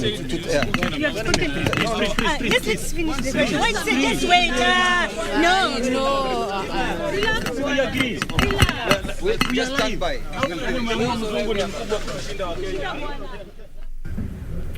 Well, now that is exactly what is happening at the Milimani Law Courts there after the Azimio la Umoja One Kenya coalition. They filed the presidential petition, and we have been listening to Siaya Governor-elect James Orengo, who is going to be forming the legal team for the petition, a first petition there, and that is, we understand it's a coalition that has also enjoined Raila there, and Kalonzo Musyoka. Now we have in studio a lawyer and a political analyst, none other than John Sakwa, to just take us through this conversation. So we've heard what James Orengo has said, legal counsel there, and I'd want to quote him, quote unquote, saying, "I have never seen such a corrupt election such as this." That's what he said. And some of the prayers that Azimio la Umoja One Kenya coalition is focusing on, first of all, he's been asked, are you going for a rerun or a retelling? And he said there are very many orders they're seeking or prayers they're seeking in this particular petition. I'd want us to go with the rerun. What would, likely push for a rerun from the 7-judge bench there? What would... Thank you so much. I believe that when you look at past decisions from the Supreme Court, you realize that in 2013, the court did not agree with the petitioners, though it made some comments, but it didn't agree with them wholly for them to be able to disparage the elections and call for a repeat election. Now, when you come to 2017, they actually agreed with the petitioners and say that you couldn't determine the winner in this election. And so they set aside the entire decision of IBC and directed for a repeat election. It's incumbent to get the difference between a rerun and a repeat election. First and foremost, a rerun will only happen where you don't have a clear winner, 50 plus 1. Now, let me interrupt you there and take you back to Milimani Law Courts, where we have Chief Returning Officer Kanchori there of Azimio la Umoja Kenya, One Kenya Lands, addressing the media. Ambayo yalikuwa yanaenda mrama kulingana na mambo ambayo tulikuwa tunafuatilia, ya kwamba kura yenyewe ilianza kuibiwa kwa polling station, ikaendelea kuibiwa kwa tallying center kule constituencies, na wakati ilifika Bomas, sasa ndio wizi mkubwa zaidi ulifanyika. Na wizi huu ambao ulifanyika Bomas ulikuwa unasimamiwa na Wafula Chebukati mwenyewe. Na ninasema haya nikiwa na ushahidi, maanake tuko kotini na tumeweka petition yetu kotini. Kwa hivyo hiyo petition itaonyesha ya kwamba huyu jamaa ambaye anajiita chairman Wafula Chebukati, yeye ni mkora, ni mwizi, ni mtu ambaye hafai hata kidogo kuwa na ofisi ya public office. Na petition yetu pia itaonyesha ya kwamba William Ruto alihusika pia kwa wizi huo, na tuko na ushahidi ya kwamba yeye mwenyewe alihusika. Kulingana na ushahidi, inaonyesha vile yeye na Wafula Chebukati waliruhusu maagenti wa UDA kuingia kwa ile server ya IBC na kuweka matokeo yoyote yale ambayo walitaka kuweka. Mambo haya yote yako kwa kesi. Tuko na ushahidi kabambe, tuko na ushahidi wa kutosha ya kwamba William Ruto hakushinda, hata hakuja karibu kushinda kura ambayo ilifanyika, na kwamba kura yenyewe ilikuwa ni kura ambayo haikuwa ya haki, haikuwa ya huru, na ilikuwa ni kura ambayo haikufuata sheria. Na labda kama tukundi lazimio, mnataka nini, kuhesabiwa upya ama mnataka? Tuko na hakika sana, manake hata wakati wameiba walishindwa kuna mambo ambayo walishindwa kubadilisha, na koti ikifuatilia mambo haya, tuko na ile uhakika ya kwamba Raila Odinga atatangazwa ya kwamba yeye ndio alishinda. Na utaona ya kwamba walijaribu kuiba kwa siku 3 mfululizo, na hata baada ya siku 3 mfululizo ile margin ambayo walijaribu ilikuwa ni ndogo sana. Na tukirudisha hiyo mambo yote ambayo imefanyika nyuma, itaonyesha wazi William Ruto alikuwa na kura ndogo sana, kura chache sana, hangeweza kushinda. Kutafanywa kitu inaitwa retally, ambayo ni kuangalia zile documents kwa upya, kuhakikisha ya kwamba yale ambayo yako yani fake ama ni fake inaitwa nini, gauche yale.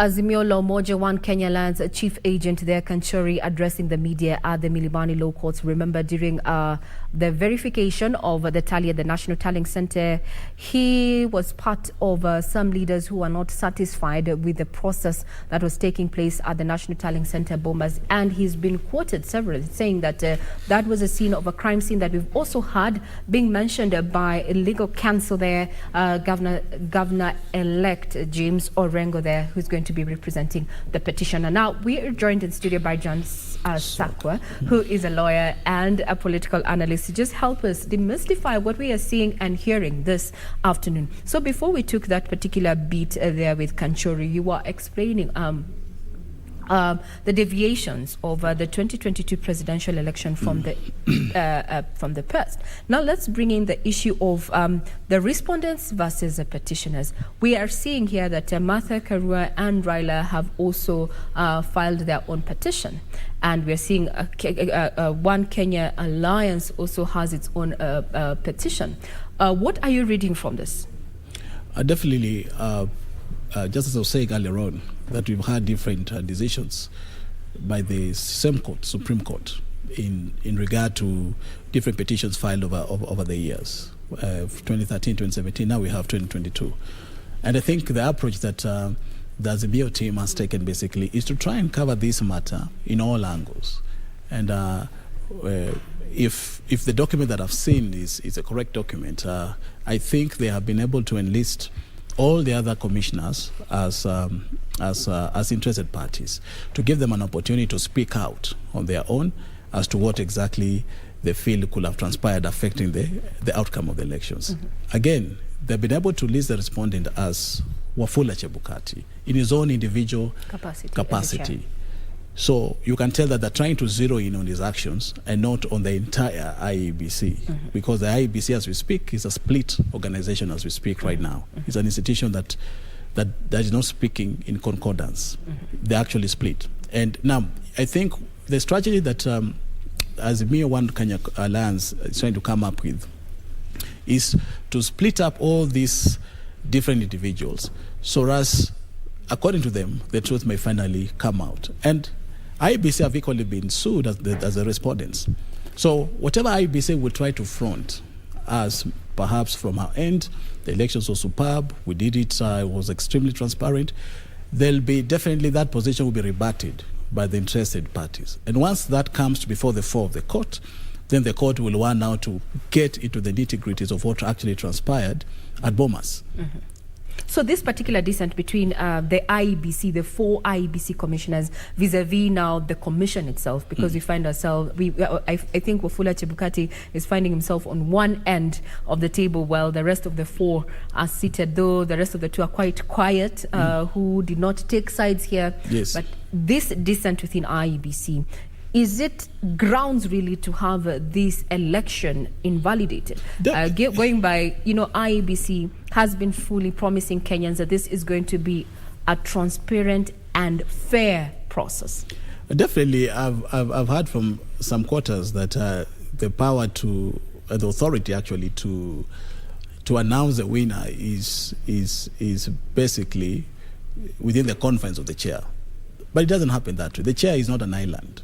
Otherwise, then we'll have had an IBC just considered by one person. Why have the rest of the commissioners? The truth is that whatever process that IBC undertakes, all this process they're all enjoined. That's why it's called the commission. It is a commission of commissioners who basically have the same mind towards addressing a particular issue, and that is the entire election process of this country. Mm-hmm. And so trying to say that the Chebukati, the chair, can just arise with whatever figures and read out to the nation and declare who the winner is, that is wrong, because the whole of this entire process must be synchronized in a manner which is agreeable even with the IEBC, with the rest of the IEBC commissioners. Otherwise, we'll be reducing the IEBC commissioners to basically flower girls and flower boys, guys who are just there to escort the chair. Yeah. Now, before we get back to that, what you're seeing on your screen is pictures from the KICC, the International Convention Center there, where we understand that Azimio la Umoja One Kenya leaders, including Raila and Martha Karua, are headed there from the Milimani courts, and we're expecting that they're going to be addressing the media. That's why we're seeing that particular shot on your screen there. We are discussing what has just transpired 30-40 minutes ago there, and this is in regards to the filing of the presidential petition to just better understand what are the prayers, what are the grounds, will they hold water. 4 days for the petitioners to actually respond, be served and respond, and we'll be waiting to see. They can either do that, they can be served online or even physically or manually if you like, and they can respond, file their responses even online. So, Chebukati, the issue of the IEBC, it's seemingly IEBC versus, or the IEBC for versus. Now, Chebukati, he seems to have found himself in a crook scare. If we go by what legal counsel James Orengo there has said, that in the event, some of the prayers that Azimio is seeking is they want the declaration of President-elect William Ruto quashed. And this, what will that mean? I think it means that nothing has happened and that we go back to the IEBC. The same IEBC that has an issue, but they go further to say, we will go back to IEBC in the absence of Wafula Chebukati, who is a chair. The dynamics. Yeah. I think from what I heard from James Orengo is that they have a myriad of prayers. I haven't looked at the prayers, but from where I sit, I can try and gauge out that when they say that they want the seemingly election of William Ruto as the president-elect to be invalidated, they basically mean that first and foremost, that if the court can agree with them that either the entire electioneering process was wrong, then what they'll be seeking is perhaps to go back for a further or rather a new election. A rerun. A rerun is only when 50 plus 1 has not been met. So this is an entirely new process. And the rerun is just limited to to number 1 and number 2. But now, if the entire election is set aside, then even Wajakoya, Mweure, all of these people will participate, including the members of parliament, governors, senators, and everyone. No, just for the presidency. Just for the presidency. So we are not looking at a rerun. We're basically looking at one, perhaps the entire the presidential election being repeated afresh. Or the other thing I think they're seeking is this: if the court can agree with them that there was a problem, perhaps arithmetical issues, that somebody somewhere has tried to star feed numbers to show that William Ruto has won. But in truth, it's Raila Odinga who won, subtracting or by removing those numbers or giving the right numbers to Odinga. Then they will want this court just to declare that Raila Odinga's team actually won the presidential election. Yes. So we are looking at those two scenarios. Then remember, he said that even if you have to go back to another repeat election, it must be done minus Wafula Chebukati, because they say that he must have oversaw some sort of a criminal enterprise in regard to rigging of these elections. So again, I don't know what kind of prayer they put there. Perhaps is that a new chair, by whatever process, be appointed to be able now to actually to oversee a repeat election should the court agree that Kenya goes through a repeat election. A delicate balance there, because I'm thinking if the petitioners, the petitioners there go for the fact that we cannot verify the results there, because there's been an issue of the 0.1% matrix, the arithmetic was not adding up, the opaqueness, we had that. If they go and they say that they have to draw a balance when it comes to verification, because then it will also come back to bite them. If they say they cannot verify, then they still want their client to be pronounced the winner. That's quite going to be a delicate balance there. The verification aspect. I don't know whether it's about the verification per se, because I think what that's trying to say is that is that the person who was declared the winner was not the winner. You understand? Yeah. From where they are, Raila Odinga is the winner. So I don't know in their petition whether they're coming up with a module of explaining how then Raila is the winner and why this other President-elect Ruto is not the winner. If they can satisfy the court that when you add this and this and this, you get this and this is the winner, then the court may not necessarily say go back to a repeat election. The court can, if it's quite apparent to the face of the record that Raila had 60 votes and Ruto had 40, then he's a winner. Or Ruto had 60, Raila remains with 40, they will declare, they'll still uphold Ruto's win. Yeah, so, but where you can't understand how Raila reached the 60 or how Ruto then reached the 40, then the court will then be able to say, no, let's go back and do the right thing, so that a winner is visibly seen to be the winner without interruptions. The mathematics. Before we get back to this particular conversation, we take you back to Milimani Law Courts, where we have our reporter, Serafina Ruby, with the latest updates. Good afternoon, Serafina.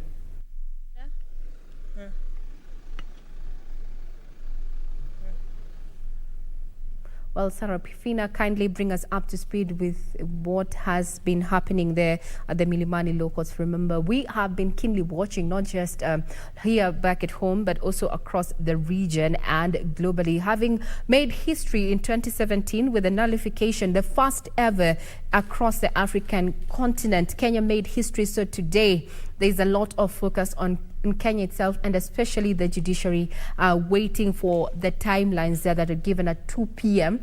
To have the presidential petition filed, and we have seen that successfully take place at the Milimani Law Courts. Serafina Robi will be joining us in not too long to just tell us how the atmosphere is looking like. We've already seen that on our screens, that we had supporters of Azimio La Umoja I Kenya there had flocked the area to just show their support for their preferred presidential candidate. We also heard from lawyer James Orengo, who is the governor-elect Siaya there, just trying to put into perspective the petition, as it were, and some of the prayers that they will be seeking. Remember, we are yet to have the full document there. It has just been lodged, and we also, as the petitioners, we expect they're going to be served there, either online or physically, so to speak. And he was open to say that if a rerun is offered, or rather ordered by the court, they are ready to participate. They're also calling for a retelling and, you know, the declaration being quashed. But in the event that it comes back to the IEBC, then it is with in the absence of the chair, Wafula Chebukati there, who also is part of the petitioners there. In himself, he has also been served as an individual, not just as the IEBC. Now let's bring it back to you, Wakili. Would you term the IEBC in its current state at this point as dysfunctional? Yes or no? One, in regard to the presidential elections, we have seen the breakup. But in regard to these other elections, or these other positions, we are yet to see any sort of breakaway. And so, and remember, the 4 IEBC commissioners who did not agree with Wafula Chebukati did not proceed and resign. They're still within the IEBC and performing their functions as commissioners, just the way we've observed at Bomas. They're there for the purposes of giving directions as to the Mombasa and Kakamega gubernatorial by-elections. Remember initially that said, in fact, the issue of postponing these elections, we were not even consulted. Chebukati just rose up and said, we are postponing this for a further date to a period that is not known. And then they say, no, we were not even a part of it. Today, they've been made a part of whatever decisions or directions that were given in regard to the 2 gubernatorial elections. And so you find out that, yes, in regard to the presidential election, the IEBC is not reading from the same script. But perhaps in regard to these other positions, the IEBC has attempted or has tried to show that they're acting in consonance. Yes. But will that suffice? Remember, perception and the conversation out here is that they are of divergent view. But we will look into that even as we speak matters of quorum. Now we have Robbie on standby. Good afternoon, Robbie. Just bring us up to speed with the latest from Milimani Courts. Good afternoon.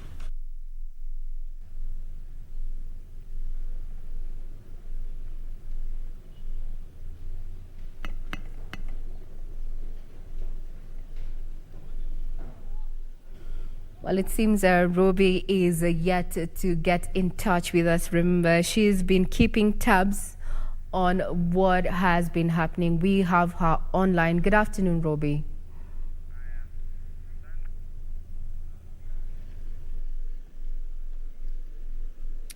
Indeed, thank you, Regina. We're coming to you live from where the Supreme Court is now operating from, which is at the Milimani Law Court, whereby today we were expecting presidential election petitions to be filed, given that today is the deadline and the completion of the 7-day required by the Constitution. And as of today, we've been able to see at least 3 petitions that have been filed here at the Supreme Court, which is based now at the Milimani Law Court. The first petition that was filed was that of John and Njoroge Kamau, and later on we were able to see another petition that is filed by Khalif Khalifa, George Osewe, Ruth Mombi, and Grace Macau. And the third one that is they've just left a minute ago was that one that has been filed by Azimio la Umoja, Raila Odinga, as well as his deputy Martha Karua.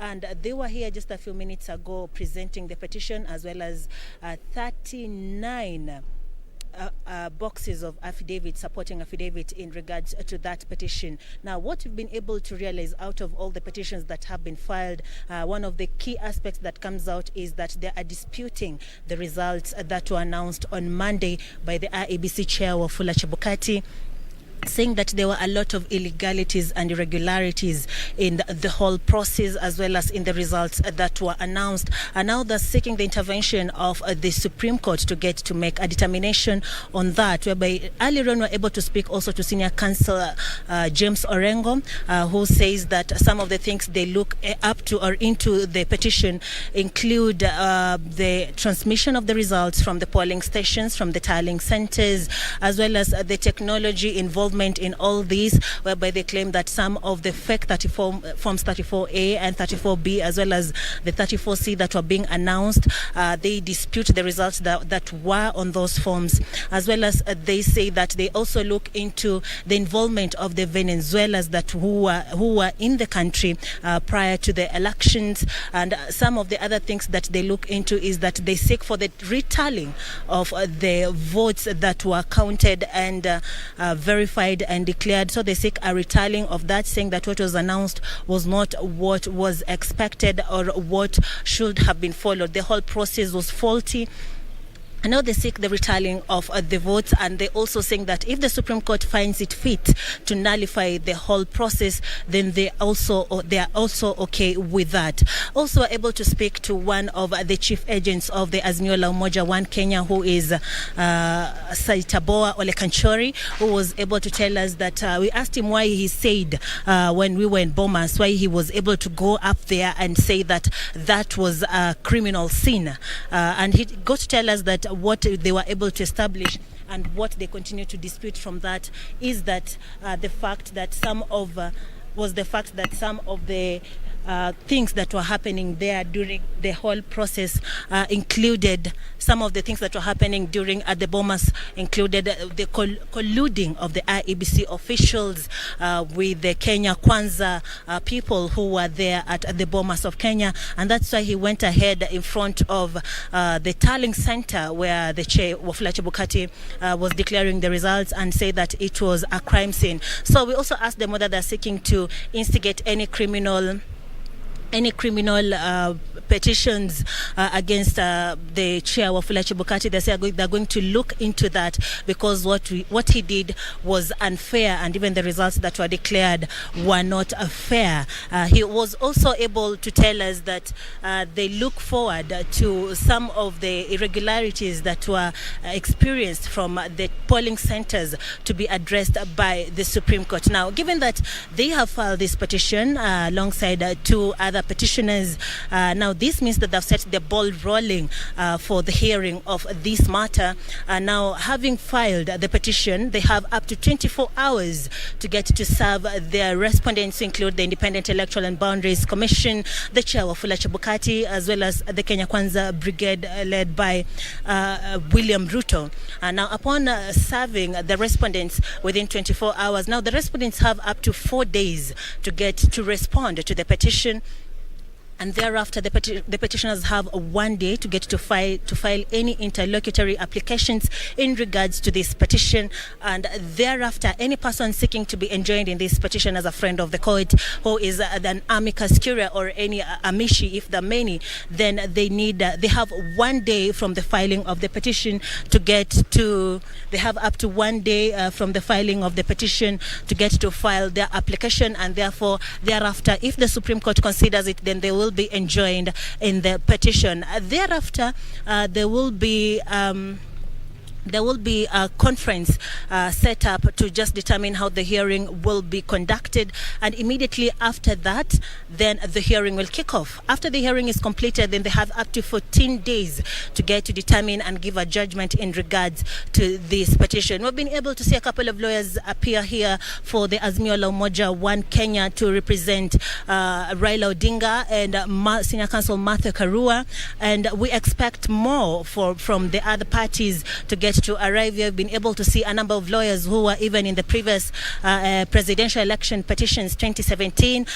Key among them we expect to see from the other parties, for instance, the IEBC, whereby we saw Githu Muigai. Githu Muigai will be representing the Independent Electoral and Boundaries Commission, will be leading a group of lawyers who will be representing the Independent Electoral and Boundaries Commission. In 2017, he was one of the amicus curiae in the presidential election petition. That is a friend of the court, but this time he'll be representing one of the parties in the petition. So it will be very interesting to get to see how this is going to pan out.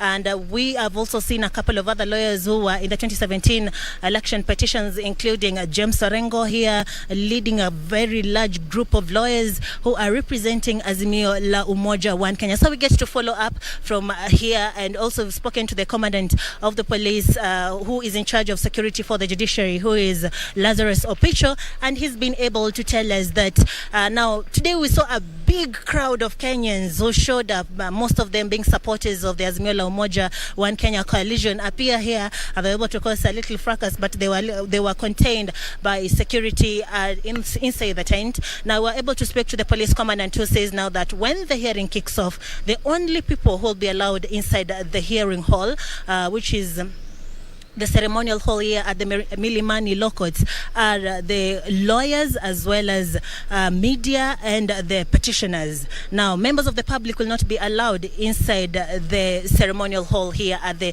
Milimani Law Courts. Now, we will keep following up to see anything that follows up. Also, given that Kenya Kwanza has 4 days to get to respond to the petition, now we'll be looking forward to see when they will appear, or they'll be able to come here to present their responses. Now, back to you, Regina.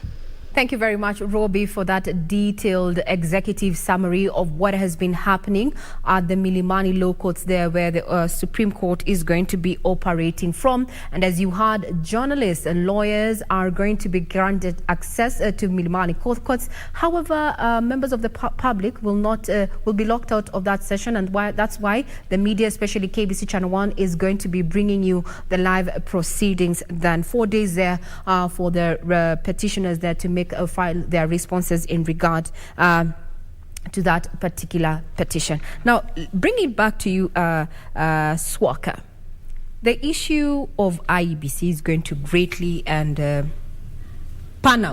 play out at the floor of the House, and we've seen there. However, there are no criminal charges that have been filed against Wafula Chebukati.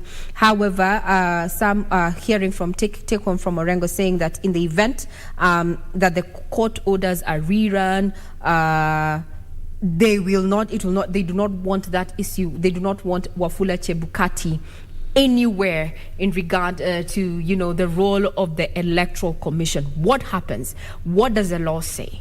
Can the IEBC operate in the absence of a chair, being that the chair is the official RO for the presidential candidate?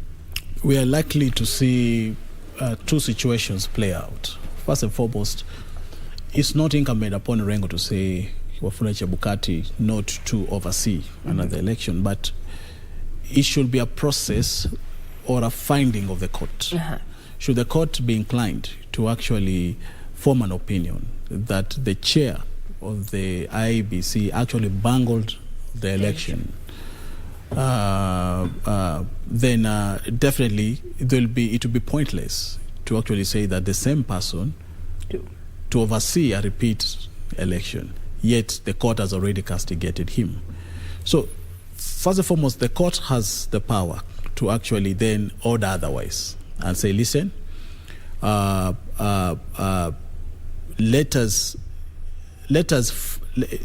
find positions or a scenario where even if there's an interim chair, even if there's somebody who will come on an interim capacity just for purposes of overseeing these repeat elections, well and good.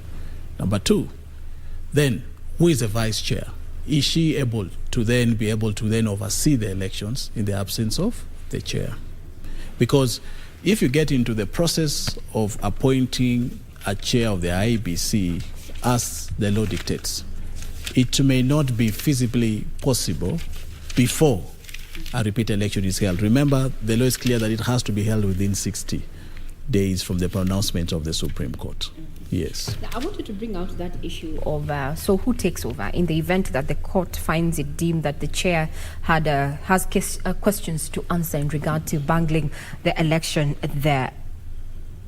I see a vacuum, so to speak, because if we go back to the Minor Kiai 2017 case that has been greatly mentioned, not just here, but also when other analysts were having that conversation, where the law itself is very clear as to who is the official returning officer for the, and now we find that this person is culpable of electoral malpractices. And others will also argue that the vice chair, Juliana Cherera, also somewhat lost confidence. You know, there's been a lot of talk.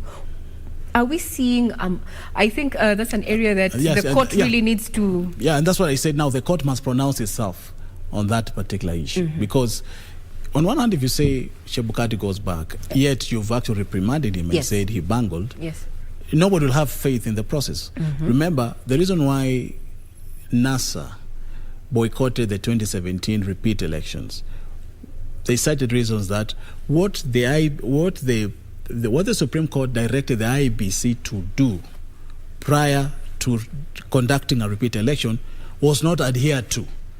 So if you were to go back and repeat an election before the same IEBC without making the amends as directed by the Supreme Court, will be an exercise in futility, because we'll just be repeating the same mistake. The same thing. Then there's the issue of time, chronos. We do not have time.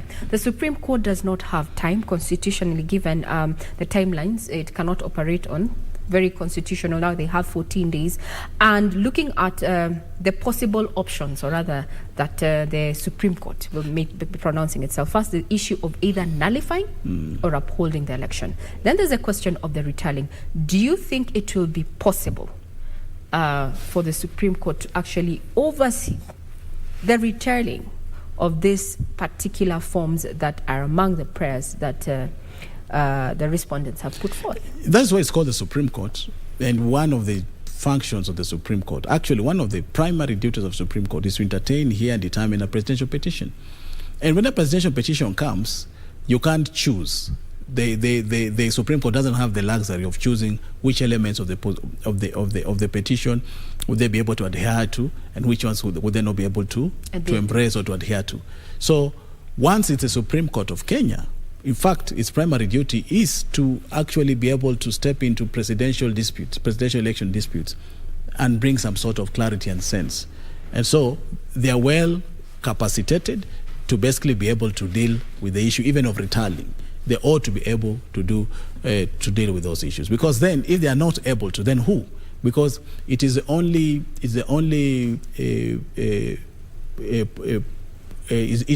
institution that has both the constitutional and the legal mandate to actually hear out all the parties concerned. Remember, Kenya Kwanza and IEBC are yet to put in their own responses. maybe today, after Azimio has been able to rack in their petition, they may actually seem to maybe even have a stronger case. Remember, the other side is allowed to come and rebut it. So we have not seen anything yet. So they must rise up to the capacity to actually go through the entire evidence that Azimio side has actually presented, and also go through the respondents and actually make a very, very informed decision. So I don't actually envy their position as it were. It's quite the hot seat for the 7-bench judge bench there, led by Martha Fome there. Now, talking about time, I still want to get back to that because we have had conversations from some members of LSK saying that the timelines are too close within the provisions of the Constitution. 14 days, it's not enough. And I'm here wondering, in the event of a retailing, are we going to be retailing just, is it all the 46,229 Form 34As, or are we going to go for the 290 Form 34Bs in terms of if we are retailing or the timelines? The election actually is in Form 34A. True. Because Form 34B and C, they're just replicas. True. Of Form 34A. So we must go back to the 49,000 plus. And you cannot say, let us only retally 2 constituencies or 3 constituencies. He who loses or who fails they're against him will not want that, will want the entire tally. Remember, for the presidential vote to determine who the president is not only about 1 or 2 or 3 constituencies. Then we must start from square one, go all the way up to the 49, whatever. The tallying must be in totality. So as then again we don't open up another war front and say, listen, if others had been tallied, the difference would not have been what the Supreme Court came up with. Now, let's go back in history. 2013, 2017, we saw presidential petitions there. And what is in 2013, they went after the difference in the vote. 2017, we saw somewhat a purpose, a petition driven towards the process. And we had our first ever nullification here in Africa that was soon followed in 2020 by Morocco there. But now we are here in this 2022 situation. And we are seeing a mix. Are you expecting a focus on the numbers, given that it was a tightly contested election? Or are we going to see a more focused petition towards the process, given the pronouncement that was just had in person by one of the legal counsel? It's quite clear that the process affects the numbers. So the wrong process adopted, the numbers will be different. The right process perhaps adopted, the numbers will be different. So much as we're looking at the process, they'll eventually affect the numbers. Because the arguments will be, listen, the process was infiltrated, giving this kind of figures to this, giving this kind of figures to this. The correct figures, as per our tally, without the infiltration, is this. So they'll have to then interrogate the process. Was the process above board? Was the process legal? Was the process transparent? Was the process clean? Was there any interference? If not, then show us then. If the process was quite substantive and okay, then the figures are fine. But if the process truly was compromised at one point or another, then it will affect the eventual or the finality of the figures. Yeah. Now, coming to the process, the IEBC, we've even had Justice Nyagaya, ICT manager, IEBC, or rather in charge of ICT, coming out and saying that they noticed infiltration of their systems. However, they did not come out clean and say exactly who tried to hack the IEBC system. Are you likely to see this question or rather this panning out at the courts? Yeah, of course. There is the court relies also on admissions.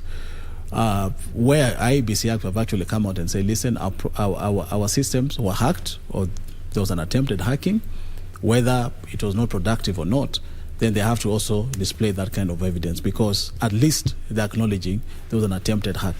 So we don't know by whom, whether the people within the country or party members. It could be from either side, but they should be able to demonstrate to what extent did the firewall around their servers and around their systems actually protect them, or was there actually an infiltration? Yeah. Now, also the process there and the manner in which the IEBC chair, Wafula Chebukati, made the declaration for the president-elect there. There are some who have poked hole on the issue of lacking quorum, or that quorum at IEBC at that particular moment, was not constitutionally right,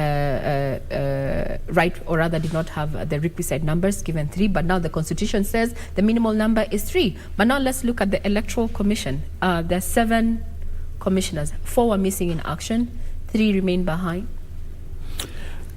Again, the law actually does not actually say how many should be present when it's declared. What the law says is that he is the national returning officer in respect to presidential, the presidential tally and to the declaration of the presidential elections. He is the national returning officer.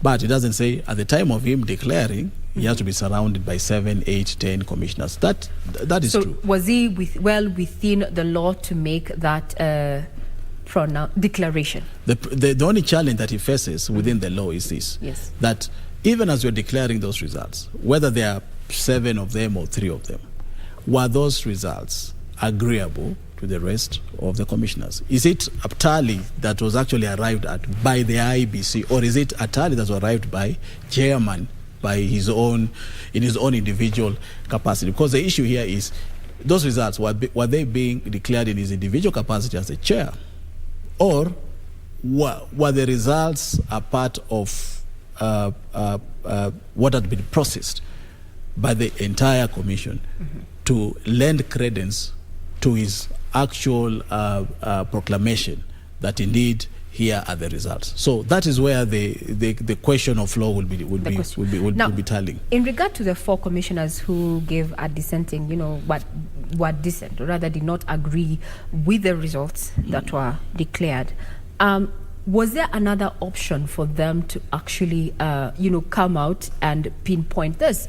Or could we only have it through a presser? Was there another way to seek redress in the matter? From what I heard, and I believe all this will end up in the affidavits, from what I heard from them is that they tried to actually have the chair come on board. They tried to reach him out. They tried to have some sort of repair or postmortem of what was coming in, and trying to look at are these the actual results? Is there an infiltration? What is happening? But from what they say is that the chair actually overruled them, did not give them an ear, did not want to hear them out, did not want to participate in what they had raised, and they were left with no alternative but to do a presser and distance themselves from what was about to be announced at Bomas and say, listen, whatever will be announced, we were not a part of it. Let it be known to the world. Though, by doing a presser, you're just maybe basically informing the public, but it's in no capacity a legal position. Yes. So their legal position now will be addressed in court. And that is why I believe they've been enjoined as interested parties. So as then, whatever evidence they have as to what could have affected the end tally can be reduced into an affidavit, which can be tested in law, and which, of course, the courts will have the opportunity to actually look at and make a determined pronunciation based on legal principles. So, and I believe that's why they have been enjoined as interested parties to be able now to use a legal platform to now channelize their position. Now, talking about ethics and moral grounding at that point, and looking at the situation, the country was very anxious, anticipating the declaration. Do you think it was right for them to address the citizens, or rather the voters, in such a manner? Would you tell me it's responsible? It is within their rights, because they are Kenyans. Remember, IEBC, so much Kenyans, just like you and I. Wafula Chebukati is equally a Kenyan. So where they felt like we cannot embrace this position. I think from where I see they had all the right to actually come and actually shed light on what they think is amiss, on what they think is being done wrong, and on what they think is right. Just the same way, I think Wafula was able to send out presser later on and say, listen, these gentlemen and I think ladies, this is what they wanted. He also came out. Through the he didn't keep quiet about it, you understand? So I believe the all Kenyans are better explanation than just they're doing the pressers. And that's why now we have this particular matter before the court, where then they'll not only be doing the pressers, but whatever you say must be backed with solid, substantive evidence, which can actually now help not only the courts, but the entire country. You've mentioned, Wakili, earlier that also the court bases itself on pronouncements. And I'd want to go back to, I think, Sunday, thereabout, where Wafula Chebukati was doing his brief, and he went further to mention that so far the voter turnout was around 65%, and around 84 constituencies use the manual register. The issue of the manual register, and this has put to the question, where are the votes, and where are the votes, or rather the numbers of those who participated in this process using the manual register? From your legal understanding, where does this put the numbers and the figures vis-a-vis the pronouncements from the courts before the election and the actual use of the manual register? Yeah. You know, that is why there's a feeling that the entire process was shrouded in some sort of mystery, because even the pronouncements of the chair himself were not tallying with the finality in terms of the figures that he was trying to raise out there as the people who basically cast their vote. Remember, initially, there's a mere coalition. There's a mere coalition had actually pressed for a manual register, whereas the Kenya Kwanza coalition had actually pressed for reliance on the electronic register. Remember, our election process, our voting process, the real casting of ballot is done manually. But it is only the identification and the transmission that is electronic.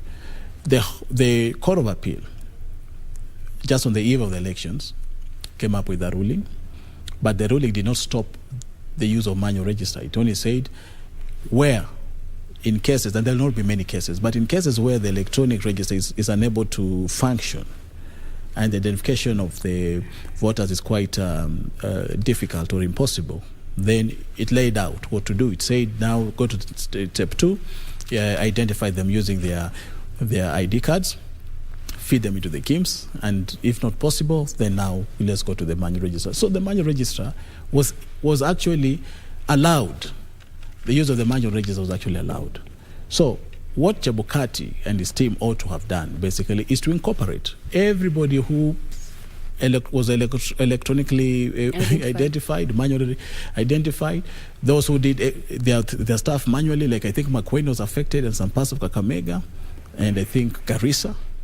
They should form the entire part of the turnout, the people who came out to actually vote. So as the percentage figure is equally correct. But I think initially I'd say this figure only reflects those who are electronically identified, and it does not incorporate the people who are manually identified and proceeded to vote. So, and that is why there are a lot of cries that the exact figure is shrouded in mystery. You can't tell who won. You can't, the figures that were allocated to this person are not the right figure. So IBC have been enlisted as respondents, and so they'll be able to come and make that position clear vis-a-vis the statement that had earlier on come from them in regard to the voter turnout and the final tally and the distribution of votes between the first two leading candidates. Yeah. Now, we expect a showdown, and this is where, by default, we all become amicus. Yes. We'll get to learn some legalese, and we watch that, and the media is there to actually give and afford that coverage. Now let's look at the teams that both sides have assembled, and maybe you can tell us what we should expect. We have from Azimio la Umoja One Kenya Coalition, we have a team of senior counsels that include Feroz Norwiji, James Orengo there, Philip Murgo, Professor Tom Ujenda Otiende Amolo, Professor Ben Sihanya, Paul Mwangi, Tom Masharia, and Jackson Awele.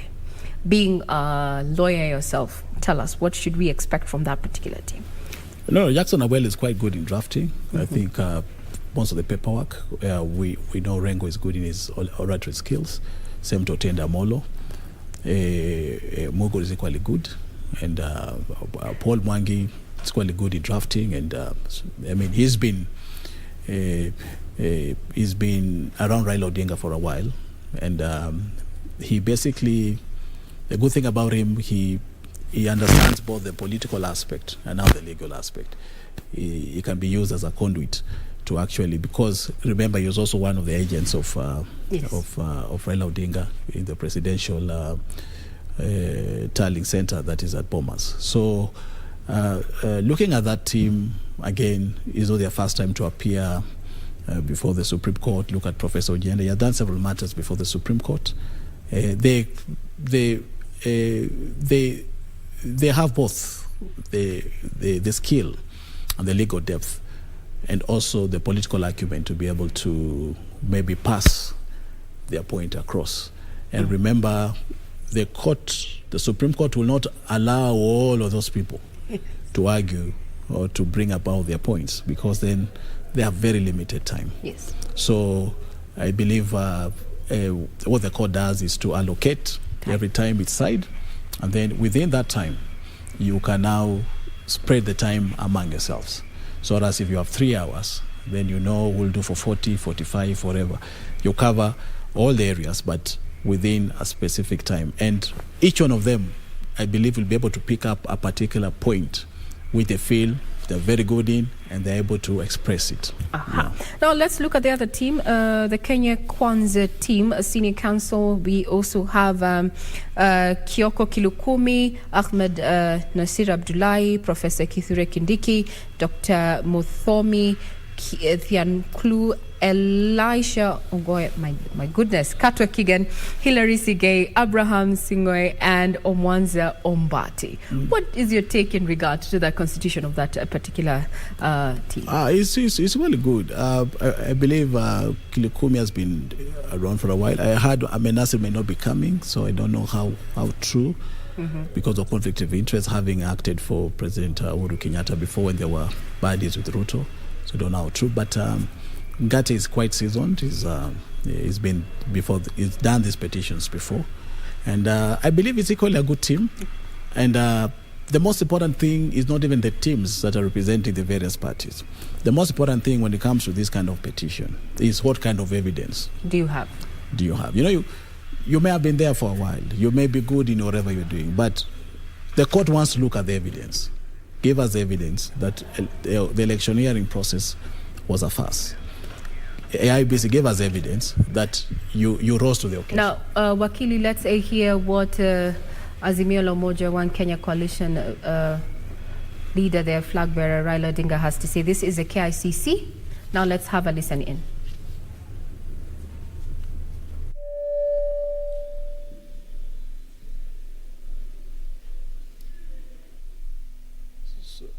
Ladies and gentlemen, we have a statement to release as the leadership of Azimio la Umoja One Kenya movement, following the filing of the presidential election petition at the Supreme Court of Kenya today, August 22nd, 2022. A short while ago, we successfully filed our presidential election petition at the Supreme Court of Kenya. The action we have taken is perfectly in line with the stipulations of our Constitution on resolving electoral disputes. It affirms our deep belief in constitutionalism, the rule of law, and a peaceful resolution of disputes, including high-stakes ones like the presidential election. We have been shocked that as we prepare to go to court, others tried to stop us. Kenyans and all those who followed our campaign will recall that fighting and ending corruption in Kenya was a core agenda throughout our campaign as Azimio la Umoja One Kenya coalition party. The presidential election results announced last week represent that continuing struggle, pitting the forces for democracy and good governance against the corruption cartels that are so determined that they will stop at nothing to take control of the government and this country.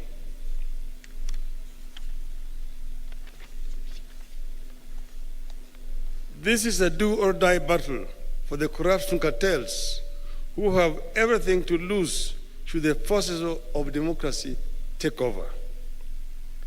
The corruption cartels are prepared to compromise electoral systems, bribe electoral officials, make security systems look other way, or even kill in order to find their way to power and their ill-gotten wealth and continue stealing from the public. We believe this is what happened in this election. For the sake of Kenya's future, the corruption network must not only be stopped, it must also be crushed.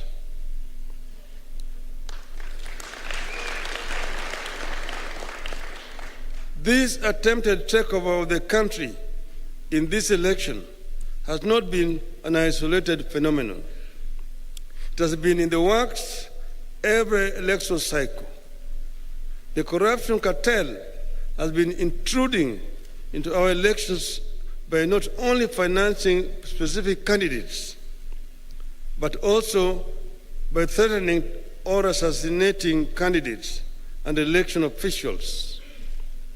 The corruption cartels have steadily been moving into manipulating electoral demands and suppressing the participation of voters who support rival political formations.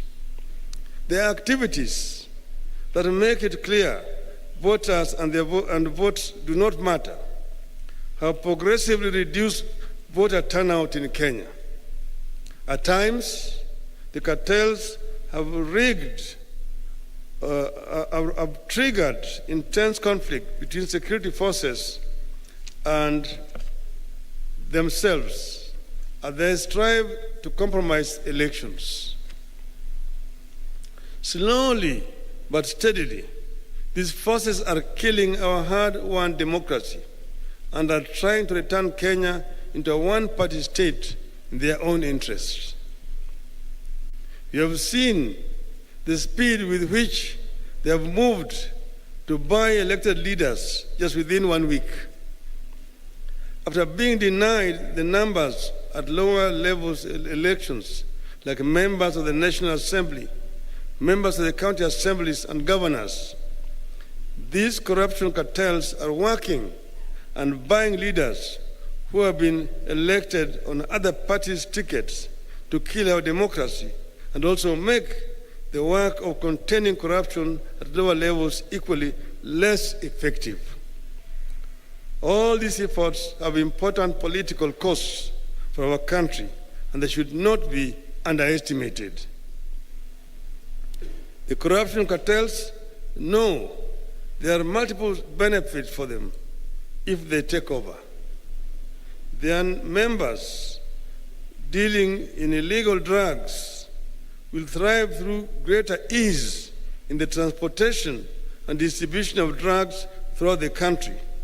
They will access intelligence information for more corruption. They will gain protection from the police for their leaders and their illegal activities. They will institute weaker or no restrictions at all for the money laundering, and they will ensure nobody else but them thrive. This potential array of favors for the cartels makes the capturing of government a profitable do-or-die venture for them. But it marks the beginning of the end of Kenya as we know it today. No nation, once captured by cartels, whether they be corruption cartels, drug cartels, gun-running cartels, or terror cartels, ever thrived or realized its full potential. The 2022 presidential election represents the most daring move by that cartel to overturn the wishes of the electorate. We refuse to allow Kenya to go that direction.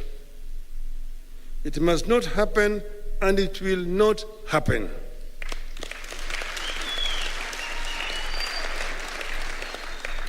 This is what the steps we have taken today and the ones we will take going forward are all about, to stop the corruption cartels from getting to the heart of our nation and government, the presidency, and to stop the corruption cartels from jeopardizing electoral health and democracy in our country. Otherwise, we'll have no country.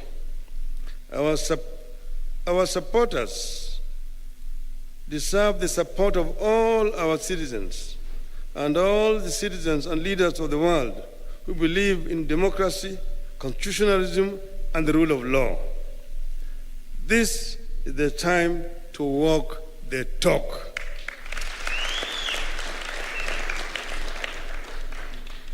And I want to add, nitasema kichache kwa Kiswahili. Leo tumefikisha kesi yetu mbele ya mahakama kuu taifa letu juu ya yale janga ambayo imefanyika katika uchaguzi ambayo tumefanya wiki mbili iliyopita. Tuna hakika ya kwamba tuko na ushahidi wa kutosha ya kuonyesha kwamba sisi ndio tulishinda uchaguzi huu. Imedhihirika wazi baada ya sisi kufanya uchunguzi na wale wengine ambaye walishiriki katika hiyo ulaghai kujitokeza kama Wakenya kusema maovu imefanyika hapa, sisi wenyewe tuliitwa, tulipwa pesa, lakini tuko tayari kutoa ushahidi, na shahidi yuko hapa. Yale ambayo imedhihirika siku hizi chache ambayo imepita ni kitu ambaye inaweza kuandikwa katika historia ya siku zijazo. Hatukukuwa hata na uchaguzi ambayo mtu anaweza kufurahia. Wale walanguzi, wawezi walikuwa wamo ndani ya kule ukumbi kule Bomas of Kenya. Hapo walikuwa wanabadilisha matokeo kutoka eneo moja na eneo lingine hapo na wanaingiza huko. Ukiona yale maovu walifanya siku hizo unaweza kushangaa. Na vile vile wakuu wa tume ya uchaguzi ukaongoza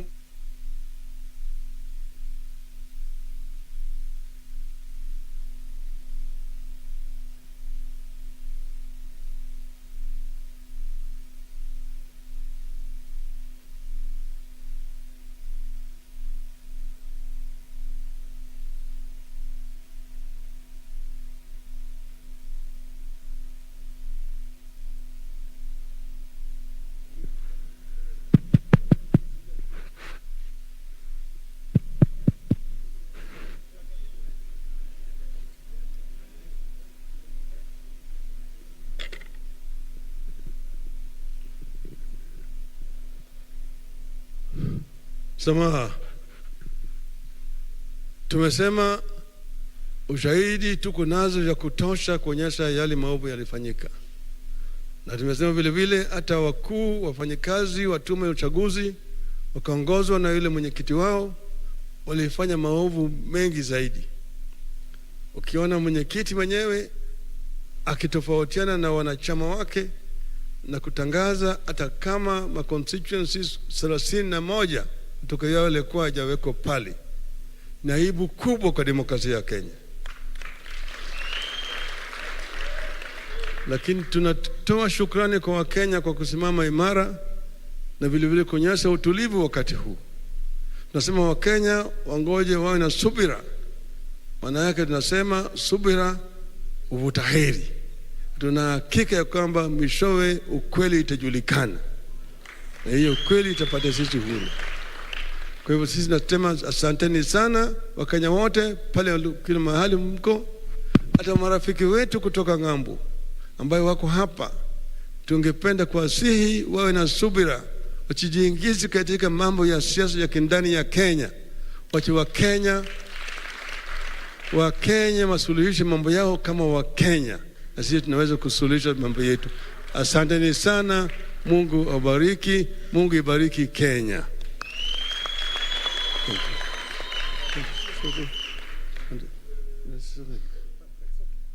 Asante sana.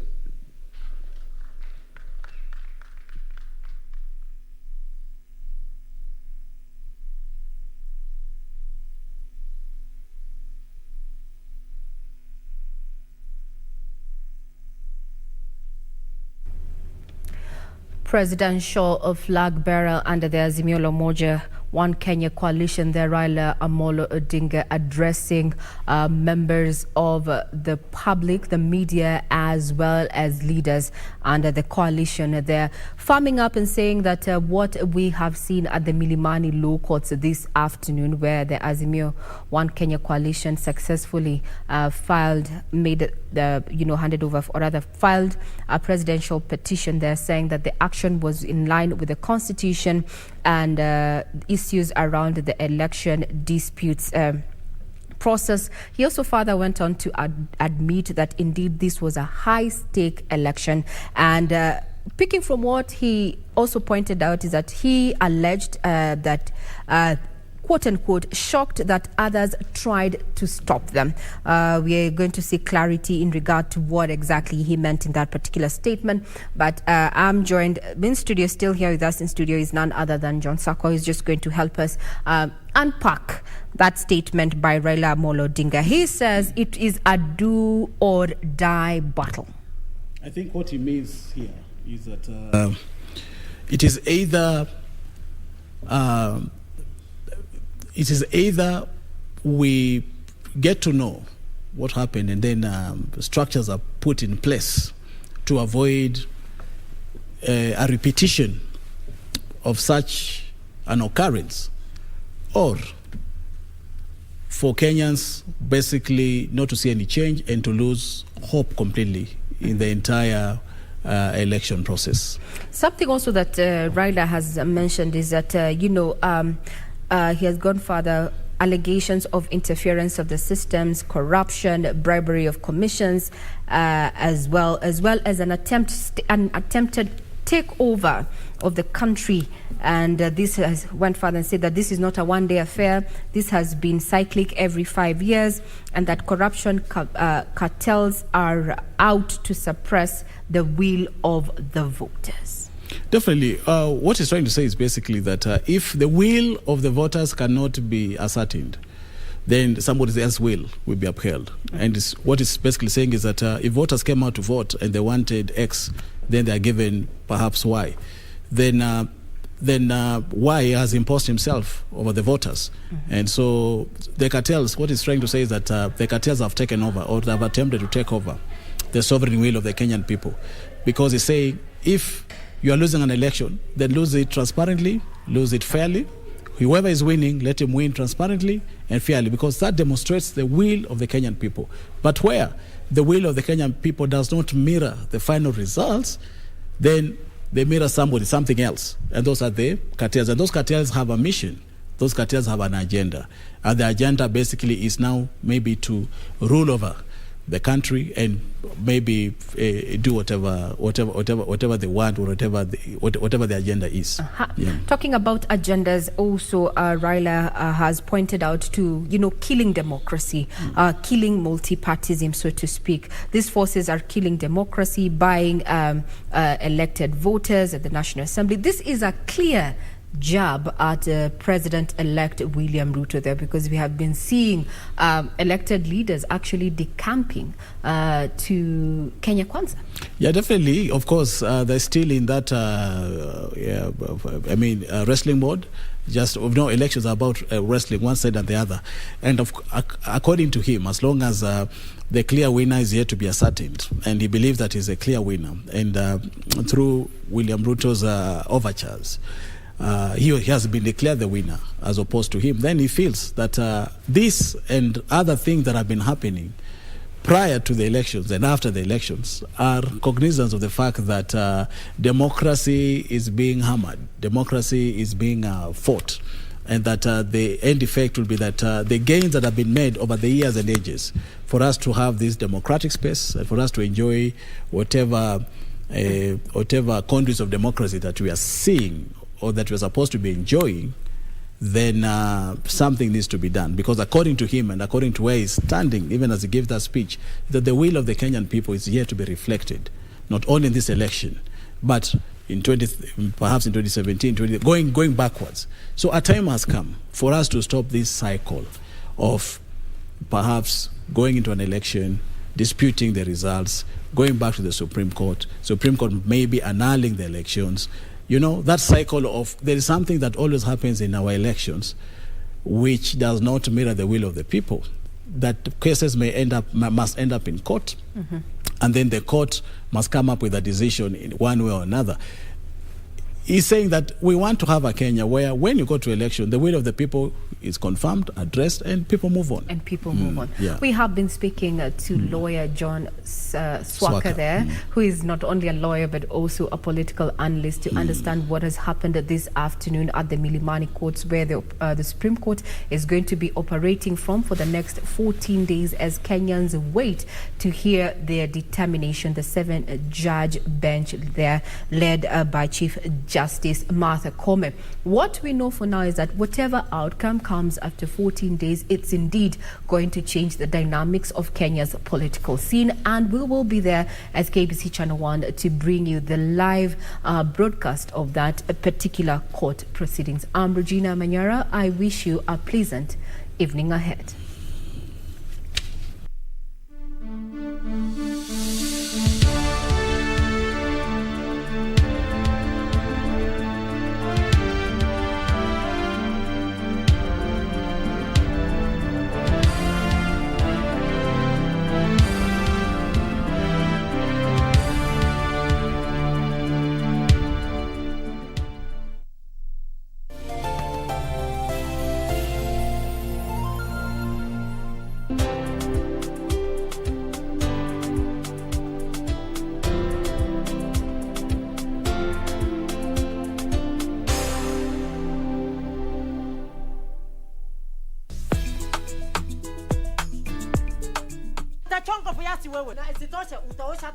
Mimi nioshe vyombo mimi. Hata unacheza. Mwanaume mzima mimi nioshe vyombo kwa sababu ya kukula chakula ya hoteli hii mimi. Wait. What? Mogaka. Kwa ofisi. Plani umepita. Tangu lini mnaekea mimi michele hivi kama patko? Chukua nyama rudisha huko. Mimi unapenda kusumbua sasa. Sipendi kusumbua na leta bwana. Kwa mtu mimi nataka uchafue. Nani nionitaja jina yake sasa hivi.